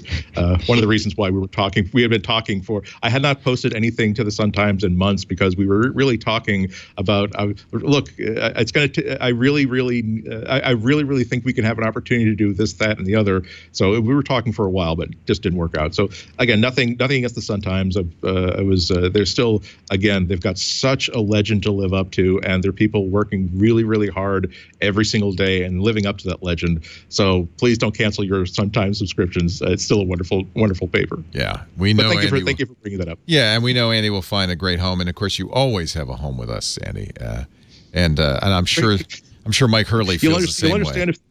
You'll understand if the next time I visit, I might take more snacks home with me. You take all you want. If you got any other like Twit clothing items or like canned goods that are non-perishable. All the fleeces you can wear, and we'll get you a case of Mexican Coca-Cola just for you. Super. CW, but now the place to find Andy, now more than ever, CWOB.com, and I'm sure in a publication near you soon. Our show today brought to you by ZipRecruiter. If you're hiring, ZipRecruiter has changed the world for the better. Let me tell you this right now. Of course, you know that one of the best features of ZipRecruiter is you can post once there and get to 100+ job sites with a single click of the mouse. That means, of course, that you're going to reach out to as many places, as many corners of the world as possible. The right person's out there, but how do you find them? But ZipRecruiter goes a step beyond that as well, because they not only reach out and put your posting everywhere, they also look for the right people and introduce them to you. ZipRecruiter learns what you're looking for, identifies the right people with the right experience, and invites them to apply to your job. That is the smarter way to hire. ZipRecruiter built the platform that finds the right job candidates for you. It's revolutionized how you find your next hire. In fact, it's so successful, 80% of employers who post a job on ZipRecruiter will get a quality candidate through the site in as little as 1 day. In just 1 day. In just 1 day. And ZipRecruiter doesn't stop there. They even spotlight the strongest applications you receive in the ZipRecruiter interface, so you can't even miss a great match. The interface is also great. It really makes it easy for you to screen, rank, and hire the right people fast. The right candidates are out there. ZipRecruiter is how you find them. Businesses of all sizes trust ZipRecruiter for their hiring needs. Now you can try it for free. That's right, free. Just go to ZipRecruiter.com/MacBreak. ZipRecruiter.com/MacBreak. It is the smartest way to hire. ZipRecruiter.com/MacBreak. So the Apple event is over. Was not, as we had hoped, perhaps, the time that Apple announced a new MacBook Air, a new Mac Mini, a new iPad Mini, none of the above. In fact, really nothing has changed. Nothing much has changed in the Mac lineup. So will it be in June, Tanya Engst? Yes, I believe in June we'll see many new things. It's fun to speculate, but certainly we could see a new iPad mini. We could have some clarification about the whole laptop range, right? Because we got MacBook Airs and MacBooks, and it's sometimes a little hard to figure out what's where with the lineups and the weights and the prices. We could see new desktop Macs. We could have announcements of future iMac Pros or Mac Pros. Sky's the limit. Who knows? Go ahead, Andy. There was one piece of Mac news. The Classroom app that's used as the dashboard is coming to the Mac. So now if the teacher wants to use a Mac to control all those iPads in the classroom, it'll work. So that's nice. That's good. Did anybody say, "Hey, Tim"? It's like a presidential press conference. That question as you're going out the door. Tim, what about the new Mac Pro? Tim. I can't hear you. Anybody at all? No. No, there was the traditional scrum in which Tim made an appearance on one of the demo floors and was surrounded by cameras of people who want to get pictures of him and with him. And I'm sure there was somebody who had to ask that question, but I didn't hear it. Nothing. Dead silence. So we need so many new Macs, but oh well. And how about, I wonder, does this in some way indicate maybe an increased commitment to the iPad from Apple and iOS, and maybe making iOS the operating system of the future? Or is this just, it doesn't seem like it. I don't know if it indicates anything that we didn't know before about their interest in the iPad. It does show exactly what Apple can achieve when they declare something to be a priority inside the company. So they have made a beautiful $300 computer, and they have built an entire educational ecosystem about it. That's not just simply a Me Too sort of solution. That's how deeply they can mobilize when they feel as though this is an important market. You could, if we were going to be a little bit lean back in the chairs, sipping whiskey, we could say, yeah, but so they weren't integrating Macs into the classroom. They're not making a $500 MacBook Air, are they? So it's still up in the air. Hopefully hopefully we'll have the same sort of evangelical event about the Mac in the future as we did about the iPad. But if you have any doubt that they really are building the company up on the back of iOS, this would have dispelled the last of it. Maybe there's some hope. Kara Swisher, it's been announced at MSNBC and Vox that Kara Swisher and Chris Hayes will be interviewing Tim Cook for airing on April 6th at 8 p.m. on MSNBC. Revolution, Apple changing the world. Yeah, I don't think there'll be any tough questions, but maybe. I think that's a public event tomorrow. As a matter of fact, here in Chicago. Yeah. So it says something that Tim is staying an extra day here, and they're certainly not. He's certainly not just. He's not going to the Navy Pier and taking a ride in the Ferris wheel. He's definitely. Rahm Emanuel made an appearance backstage. Excuse me, in the demo room. He's definitely talking to educators. He's definitely talking to government. He's definitely making the hard pitch. And Chicago, I think when they have all the great news, hopefully the great news coming up about how people are using the new iPads. Hopefully, a lot of it's going to be coming out of Chicago. Good. And I also hope there'll be something about a MacBook or a MacBook Air or something like that. Hopefully. There is a rumor, Ming-Chi Kuo at KGI Securities, who's become the king of Mac rumors, has said that there will be a Series 4 Apple Watch this year and that it will be bigger, a 15% larger display. I don't think you can get any more bezel-less, so that, I guess, means a larger watch as well. With better battery life, enhanced health monitoring. Go ahead. They could mean greater pixel density. Oh, maybe, yeah. There have been rumors that they're going to use micro LED for the Apple Watch, but that wouldn't be this year. That's a couple of years off. That's a couple of years off. Yeah. I was say they're going to make a bigger wrist for me while I know. I don't think. Mine actually went down from what I had before, so I'm still the 42-inch. Compared to like a Citizen, kind of watch that I had before, it was so. I would definitely. If it had better battery life and more capabilities, maybe. I mean, really, the challenge of the watch is that small display is very hard to put a good user interface on. It's funny how it's grown on me. I really think that this is 42. But Tanya, you probably wear a 38. You don't wear the 42. Yeah, I wear a 38. So I'm looking at it. I'm thinking that perhaps they could sort of wrap the display around the edges a little.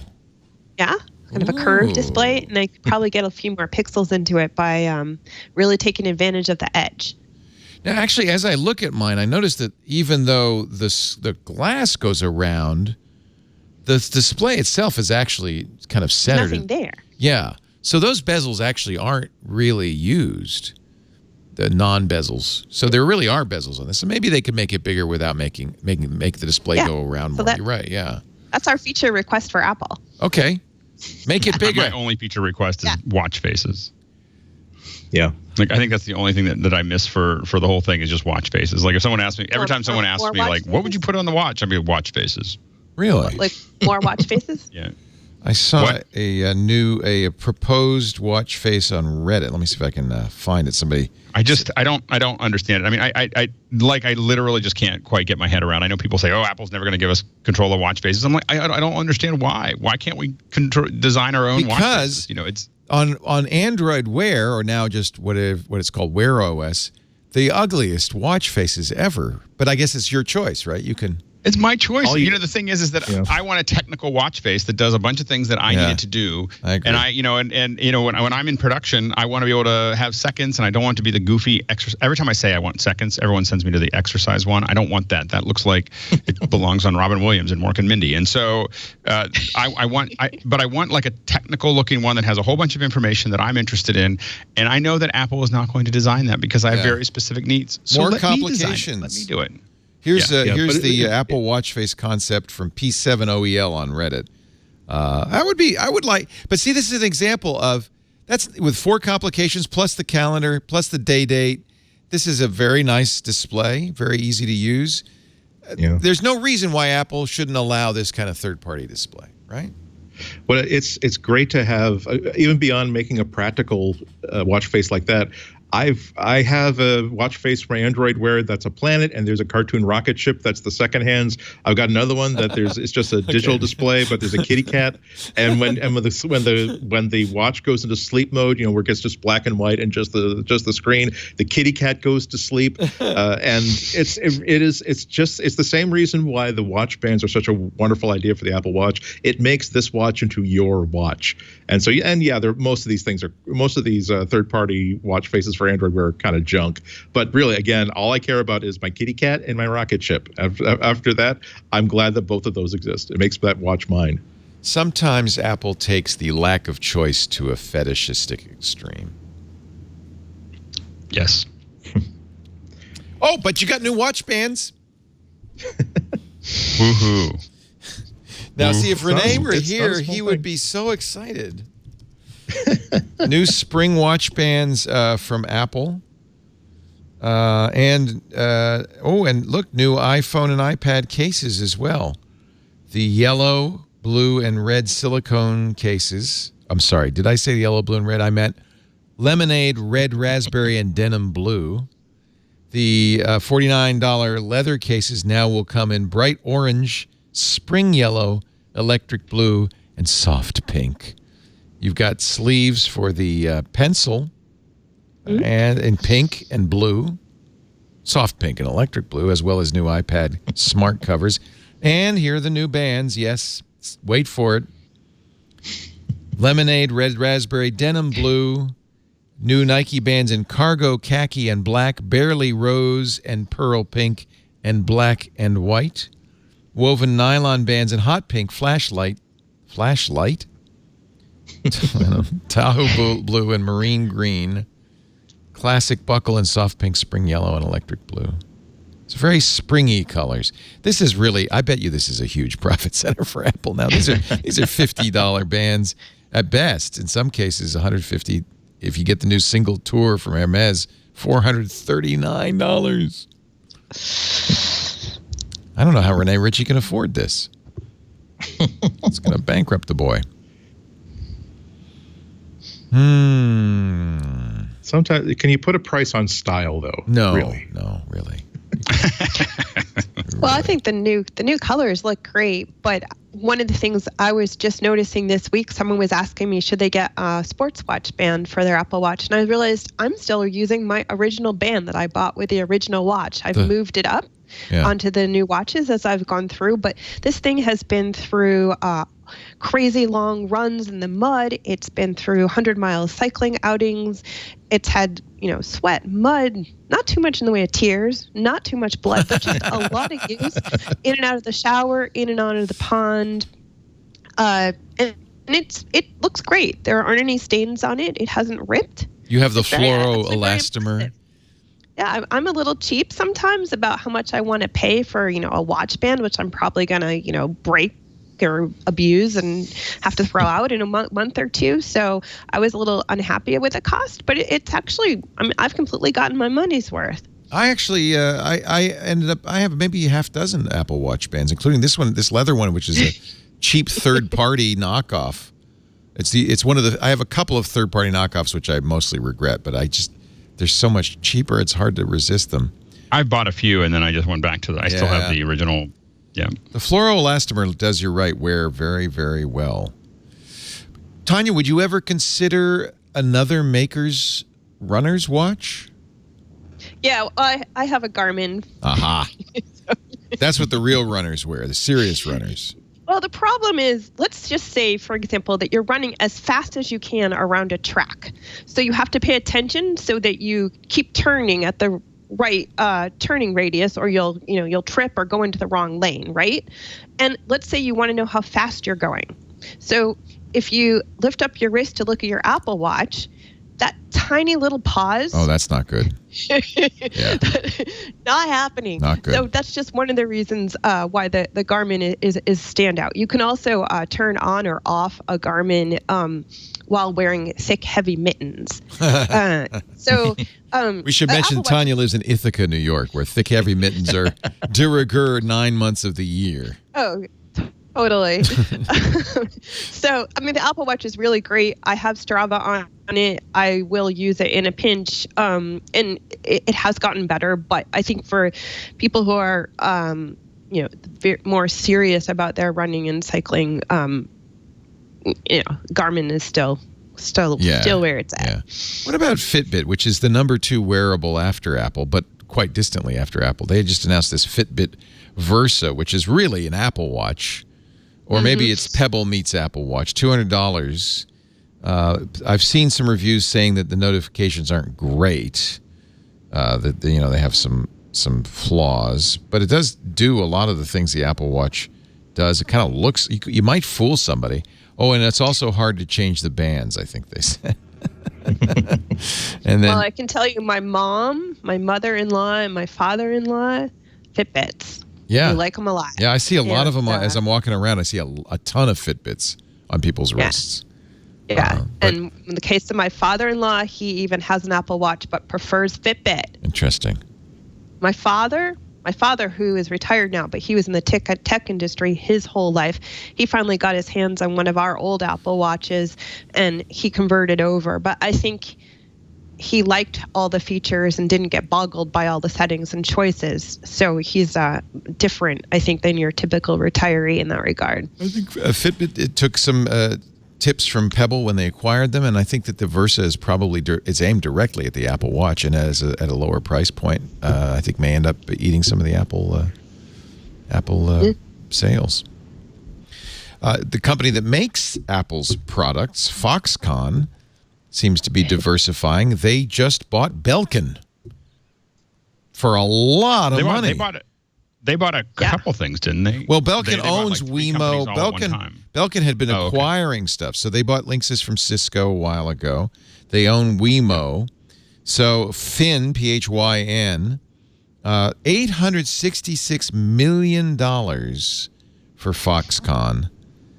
Do you think Apple should worry that its, chief manufacturer of the iPhone has ambitions in other areas, not directly competing with Apple? No, because any company would be very, very happy to sell a part to Apple in the kind of quantity that they need for iPhones. Yeah. So yeah, and I can't think of any part that's so strategic in nature that they can withhold it from Apple and affect anything that Apple wants to do. Yeah. Well, and Samsung builds the most competitive phone to Apple, and Apple still buys billions of dollars of stuff from them for the iPhone. Good point. Excellent point. Yeah, I'm actually really liking the S9 Plus. It is a worthy competitor. It's the anti-Apple phone. It has a headphone jack. It has an SD card. It has fingerprint and face recognition. And it even has a terrifyingly scary Animoji feature that just really doesn't look good. But you want to see my Animojis from the Samsung Galaxy S9? I can show you. I'm very curious now what makes them terrifying. They're in the what we call uncanny valley. So this is supposedly me. There I am blowing you a kiss, Alex. Anderson Cooper and Bill Clinton having a baby. Yeah. None of them look like, none of the... Why is your hair white? Well, I chose the white hair. I could make it a different color. It's the closest thing they had to my actual hair. You've seen me, right? Tanya, you're not... Yeah. My hair is whitish. And I decided on the blue suit. Look, this is as close as I could get to having it look like me. It takes a picture of you. George Washington. It does look like a wig. It looks like a powdered wig. Now I will never see it with the same eyes. Tanya, just for that, you're getting this sent to your messages. Walked into a barbershop and said, "Give me the Mike Pence." It kind of looks like that, doesn't it? That you can see a little bit of me in that face. Yeah, the eyes are better. A little bit. I look like Bill Clinton in 1992, but so they don't have anything that's animated. It's all it's animated, but it's not. No, it's not doing what the animated. emoji does, where you're talking. But no, I can do that. You can't drive it. No, I can do that. Yeah, you can. Yeah. Okay. It's not very good. I could do it. I don't have the phone on me, but it's not very good. Okay. It's not a selling point. But I do think that this really cleared as you look at all the features of this phone that Samsung was saying, okay, we want to give you a real alternative to an iPhone 10. So we're going to do, it's the anti-iPhone 10. And it's nice. I mean, it's an alternative.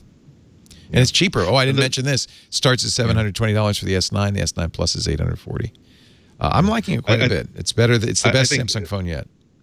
I think the three most significant phones out there are whatever the latest iPhone is, whatever the latest Pixel phone is, and the latest Galaxy Note. Because the Galaxy Note is, I don't care about anything but having a phone that could do bloody anything and anything I want it to do. I'm willing to have a huge stupid screen. I'm willing to have, if it means that I can read books on it and have a stylus. I want a stylus and I want a card slot and I want everything. I love how it's like, no, I want everything. I want it all. WWDC lottery is over. Apple is sending emails to the victors. Good luck to you all. January 4th, McHenry Convention Center in San Jose.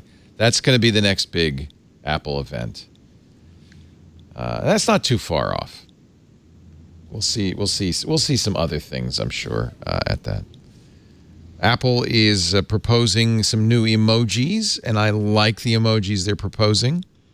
Guide dogs, wheelchairs, and other disability-themed emoji, including there's a prosthetic arm and a prosthetic leg. Here's a hearing aid. And I do think this is more. I think for Apple, this is definitely more than marketing. I do too. This is something that comes from Tim Cook. I think that he's really interested in inclusion, interested in trying to make this available, and making people feel comfortable with the technology. I don't get this as a marketing thing as much as just Tim Cook thinks it's important. Yeah.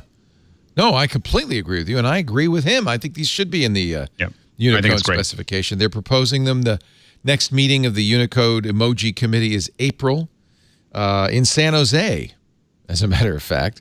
And Jeremy, I'm sure, will come on the show and talk about these, and then we'll find out if they get approved, let's see, in some point in next year for Emoji 12.0. Yeah, it's about time. I'm all for it. Plus, I can use that hearing aid emoji. I can't hear you. I don't know what you're saying. Don't talk to me. No, I think this is fantastic. I'm very happy that they're doing that. Any other stories before we take a break here? We mentioned the student accounts. Actually, let me clarify this, and you can help me, Andy, if I get it wrong. You'll get an Apple ID as a student using the new software. It can be tied to your Apple ID. Apple wants to be very clear, though, that no information will pass to Apple from this student ID, which will be assigned to you at your school, that it's completely private, that only you and your teacher will know anything about that. That's correct. The administrator that's administrating these iPads, they can actually set it up so that as soon as a student is added to the student database, they can have software automatically generate an Apple ID for them. Nice. And then as soon as they leave the school system, they can then delete that ID. So they can spontaneously generate like 1,000 Apple IDs in like a minute. So it's pretty different from what we're expecting. That's fantastic. And yeah, they didn't hit the privacy angle as hard as I thought they might have, and as hard as they could. They made sure where it was relevant to say that, and we don't have any. All this stuff is just between the student and the teacher. Apple never gets this information. This never leaves the cloud. They could have hit that a lot harder, particularly given news of last week. But perhaps it was more gentlemanly to leave that alone, just to keep it to what they needed to say. Yeah, and actually, I think Google has a pretty good privacy story. After getting dinged with Classroom, they've made a real effort to make sure that the students are private, and they said we don't want the student information, and we're not going to get the student information if they use Classroom. Tim did talk about Cambridge Analytica and Facebook. He said Facebook's collection of user data should not exist. This is a easy thing for Tim Cook to say because, of course, Apple doesn't collect this kind of stuff and would love Facebook to, well, I don't know if they'd love it, but they can easily go after Facebook. Apple CEO said the situation is dire and he thinks regulation is necessary. This is while he's talking in, of all places, China. Yeah, that was privacy not exactly at a premium in China. He says that's kind of bad timing. Well, and we talked about this on Saturday. Snuck in at the 11th hour into the omnibus spending bill that House and Senate passed and President Trump signed into law last week, snuck in at the last minute, was the Cloud Act, which a lot of companies, I think including Apple, supported, that basically give law enforcement warrantless access to user data.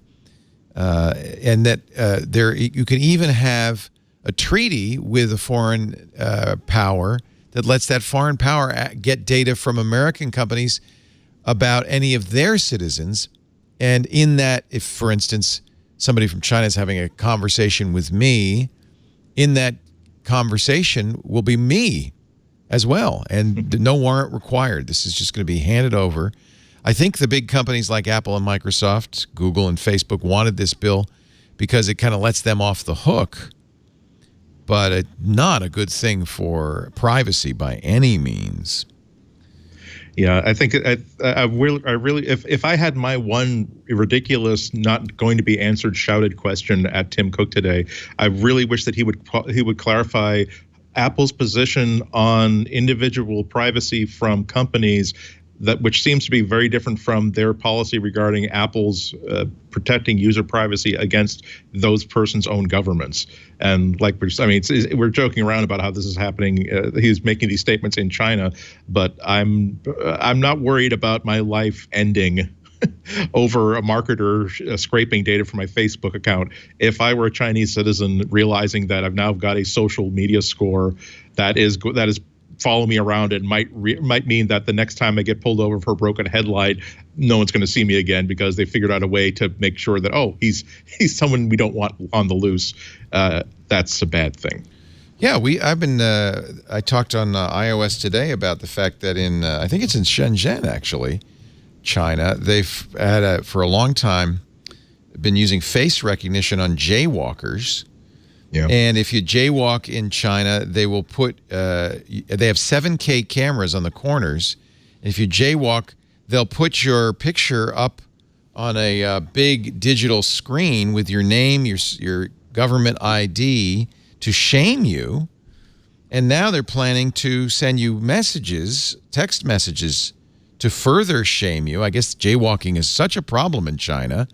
And the worst is, it will affect your social score. They now, as you mentioned, Annie, they kind of have a FICO score for bad behavior.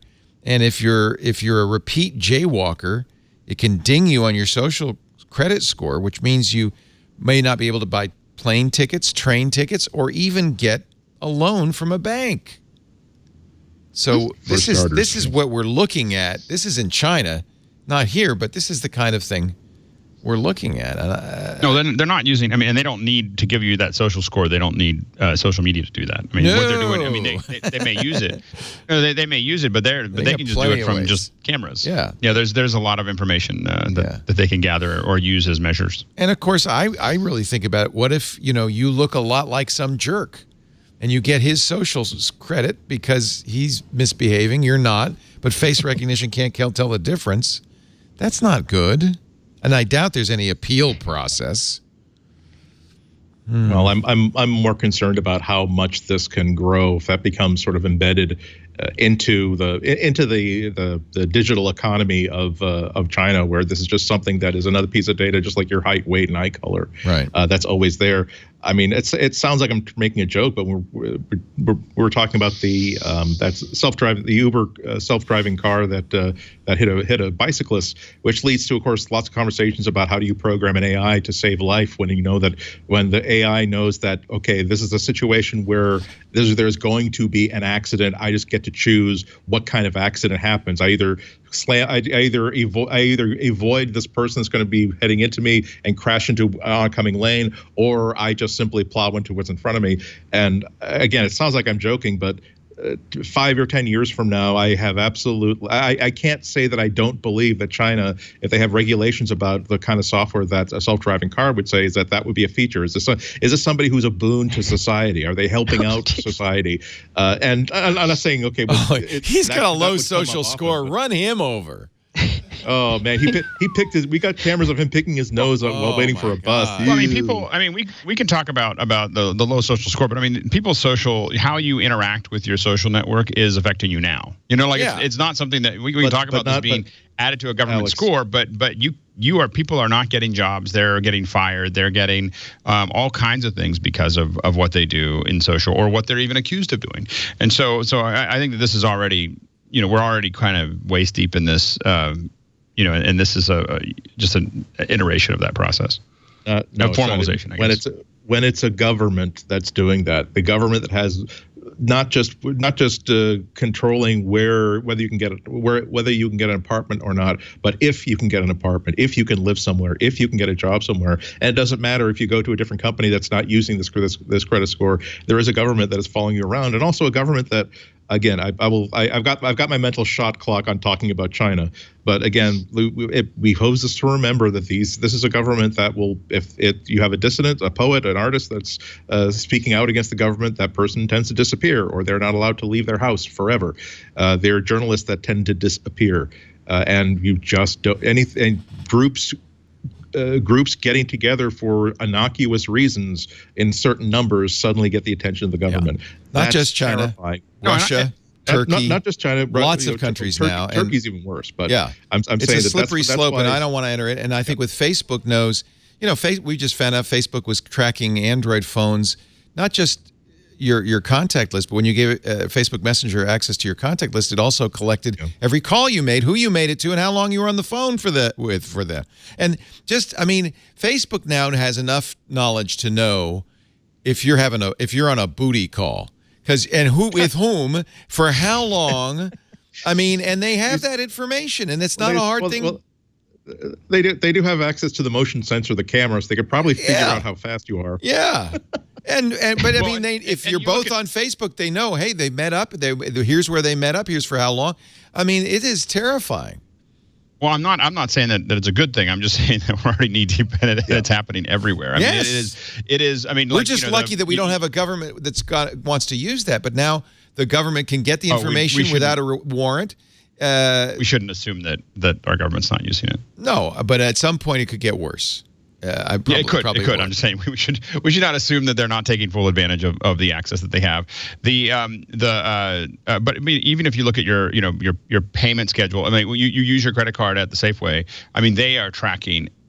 Absolutely. When you get the coupons, those coupons aren't based on what you just bought. They're based on your entire trajectory. This stuff's been going on forever. The difference is it's weaponized now because you have all these disparate databases combined and the computing power to really start to generate some very interesting inferences. And I think that's very powerful, very dangerous. Yeah, and that's why, again, I really think that we practically need a constitutional amendment that defines our rights digitally. I mean, it's the really scary stories are about a government like China, but it even just gets me upset that there are companies that do nothing but drive cars in parking lots and streets with license plate scanners, just simply building databases of what cars were where, and because that's a really valuable data point you can sell to somebody who wants to use that as an ingredient in another little stew they're making about we need to find this person or we need to figure out who's been in the same neighborhood where prostitution has been happening. It's like, no, you don't. When I do buy a new car, I'm going to build, like with a Raspberry Pi or something, a motorized thing that will just drop a curtain in front of the license plates while it's parked. We've been talking about this for years. The data smog. That's the information that you're just trailing off of you.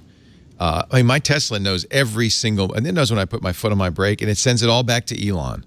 And he reads it. He goes up and searches, and he says, "What is Leo doing today? Where is Leo?" They'll punish you. No, seriously, Elon, they will punish you based on what they've learned from the log. They will.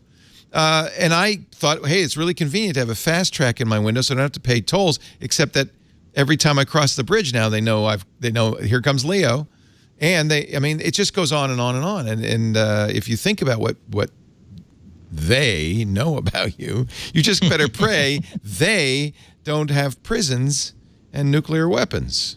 By the way, that Uber story is turning now against Uber somewhat. The state of Arizona has banned Uber's self-driving vehicles from the state.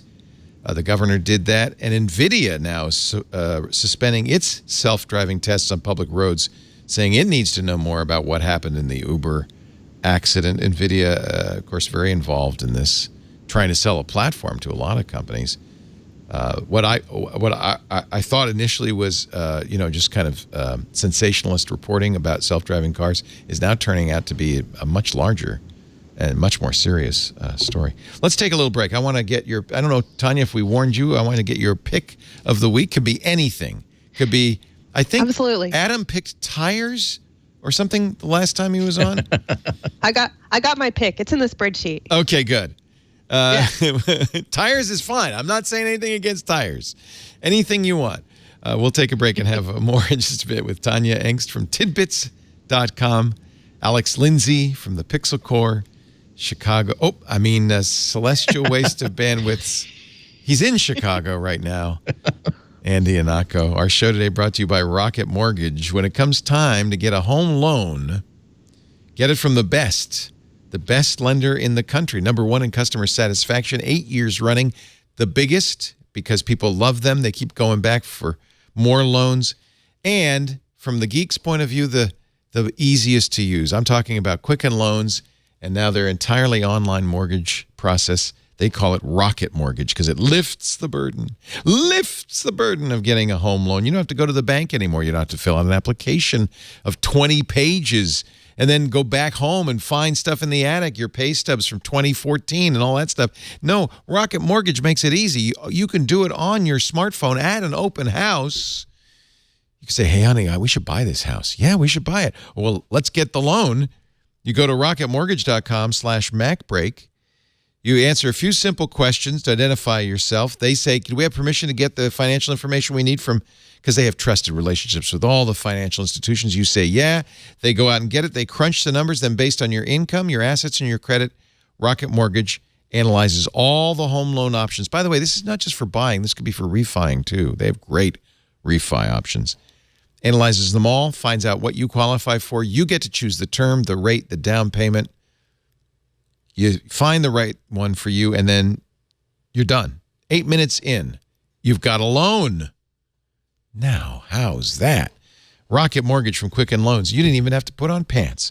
Rocket Mortgage. Apply simply, understand fully, mortgage confidently.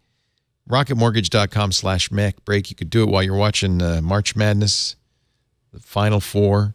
RocketMortgage.com/MacBreak. Equal housing lender, licensed in all 50 states, and MLSConsumerAccess.org, number 3030.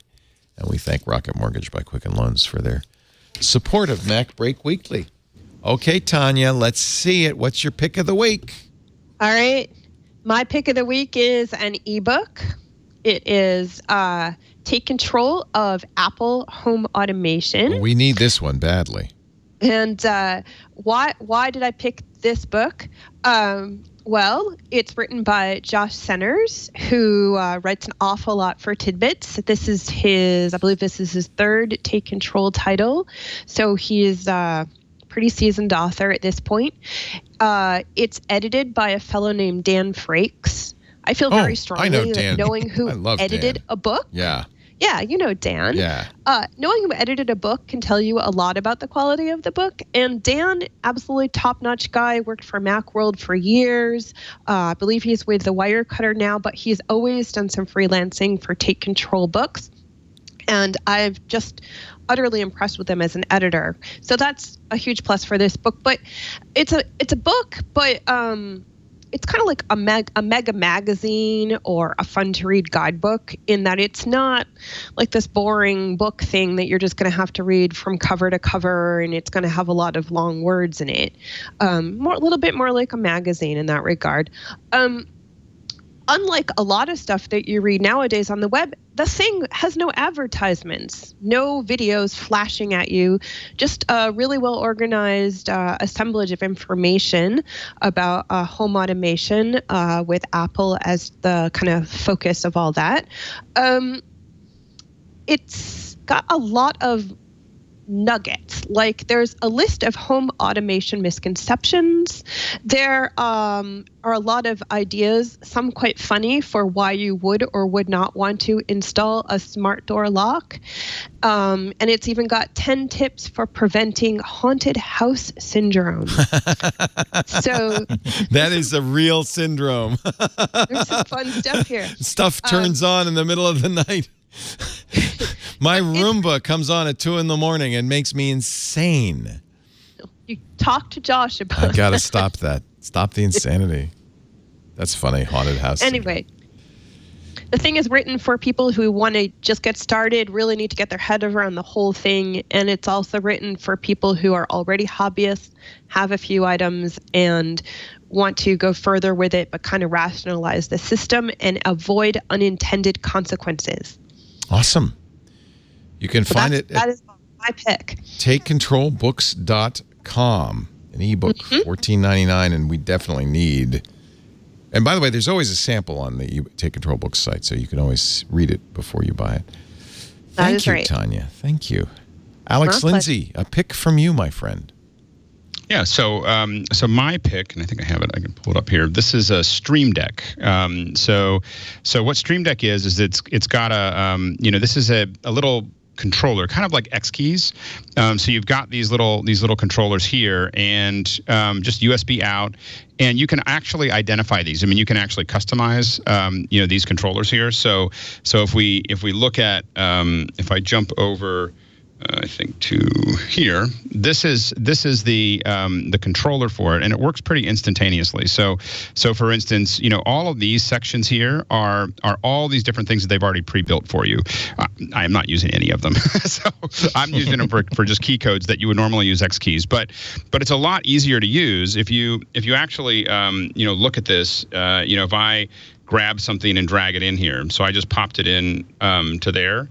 And then I jump back to, back to my video. You'll see that area, that's the new one that I just added. So, so that is already, kind of thrown in there, and it's got those pieces. Now I'm using it as a control deck for, for another computer that can play QuickTimes and so on and so forth. So, these are just keystrokes, but I designed these. These are just JPEGs that I made them so that they look. I mean, they're not very pretty. I mean, but it tells me what I'm going to do when I hit those things. And so it's it's not much different than X keys, except it's about the same. It's oddly enough about the same price as X keys. It's about $150, and the ability, what steps it over. We still use X keys. We use X keys for a lot of kind of industrial strength controls. But what I like about Stream Deck is that it's super easy to set up. You plug it in, you start dragging and dropping stuff into it, and now you can control your computer. And especially if you're doing broadcasts like this, being able to just have a bunch of things that you can kind of throw. It's very geared towards the Twitch player, the YouTube streamer, those types of things. There's a lot of integration with OBS, with XSplit. Not exactly the stuff we use all the time, but definitely things that if you're interested in that, or if you're just interested in kind of a very basic automation for your presentations or other things, it's a really easy to use. Just got it, started playing with it. It fixed a bunch of problems that I had. So and I'm pretty happy with it. I think NAB this year, the National Association of Broadcasters show, is going to be less about broadcasters, almost entirely about streamers. That's a huge market. Well, it's a big market. I think that it's. I think it'll still be. I've been to NAB. I think it's going to be 23 years or 24 years this year straight. Wow, that's cool. And so it is. The money that's being spent on broadcast is still a giant number. When you're buying some of these devices and some of the cameras, people are spending just insane. They have helicopter. They're selling helicopters with camera balls on the front. It's all of that stuff. So there's still an enormous amount of heavy iron that is sold. But definitely something that's growing very quickly is a lot of these tools, and definitely people are paying a lot of attention to it. I mean, the live streaming is becoming, more and more of and podcasting and all those other things, all the other ancillary pieces. You'll definitely see whole sections at Canon, sections at Sony. The real empowerment for this as a single company is probably Blackmagic. But right across from Blackmagic is an equally large booth called Grass Valley. So, and Grass Valley's not making tools for podcasters. No. Those are the big iron, right across the street. So there's still, it's still a pretty big business as far as broadcast goes, but it is changing quickly. There's not as much, and these little tools make it even easier for people to build shows that look closer and closer, and sometimes start to expand past broadcast. One of the things that you can do really easily is incorporate comments and tweets and everything else with this little box, because of all the pre-built. You just set up your Twitter account, and it'll just tie all the stuff in and go grab the things that you want. So it's doing a lot of things in the background for you. And so one of the things that this enables that broadcast is a little behind on is actually interactivity. Being able to pull your comments in, being able to pull those bits and pieces in, and so that's part of the advantage there. Oh, this is from Elgato.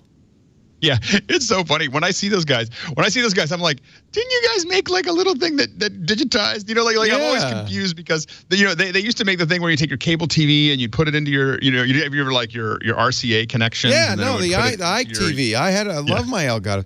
Okay, so this is a weird coincidence because the Take Control book that Tanya was talking about is sponsored by Elgato because they have Eve, which is a home control device. Right.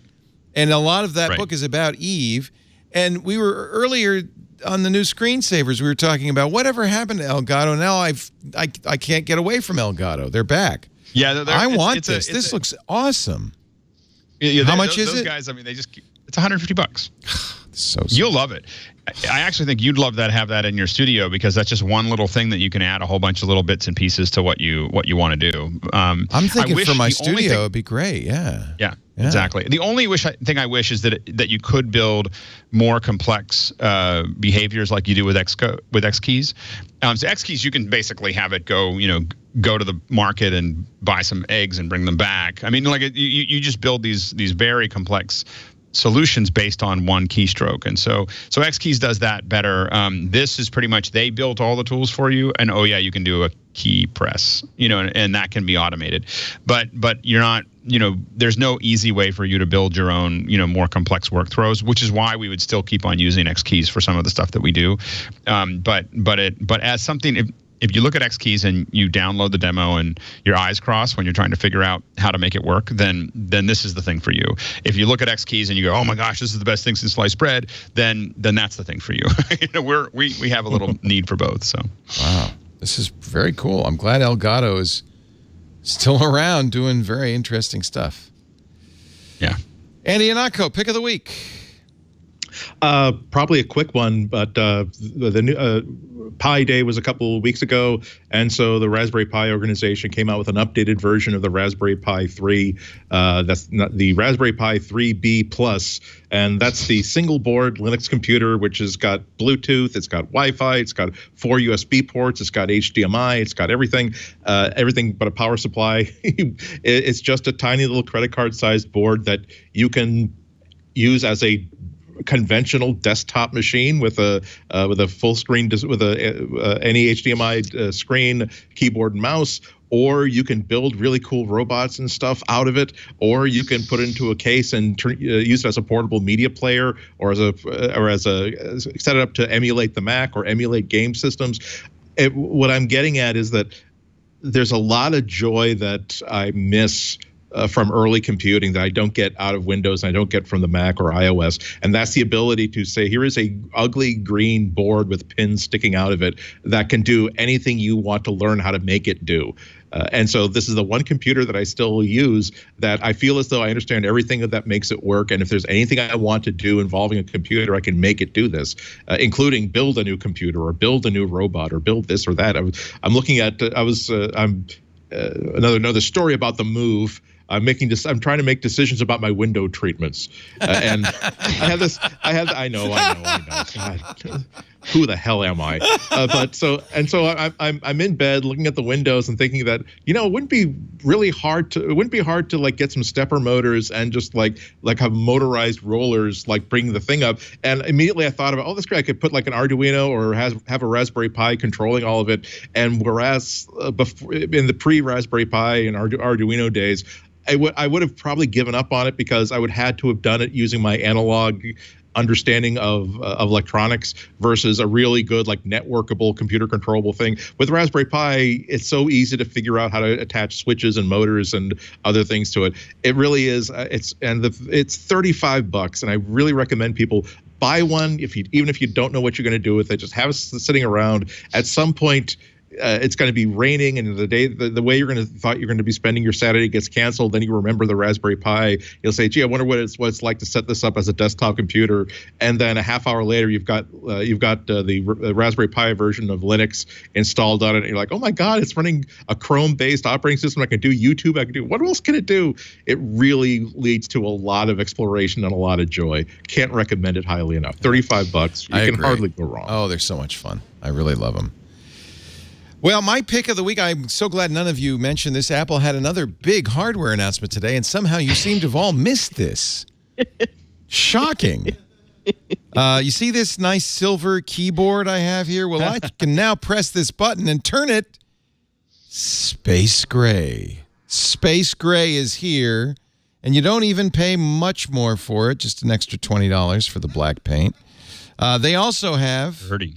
Ooh, Purdy. I feel bad for all the people on eBay trying to get $1,000 for their space gray magic trackpad. Sorry, it's $149 from Apple. Again, a mere $20 premium. How do they justify the premium? Is it more expensive to make it? I don't get it. It actually is more expensive to make it. I don't know if it's that much more expensive, but it actually is. We pay for a lot of aluminum products for other things, and it's more expensive. Getting them for everybody. If you get it painted black, it's going to be more expensive than if you just get the aluminum. I see a magic mouse and I want to paint it space gray for an extra few bucks. I've got the slogan for these two devices. You want to hear it? Yeah. You'll hate using them, but now you'll like the color. That's good. That's good.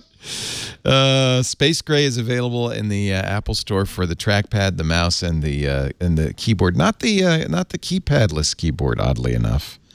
There's just the Magic Keyboard with numeric keypad. Guess they couldn't make the little one in black. We are out of time. Thank you, everybody, for joining us. Tanya, always a pleasure.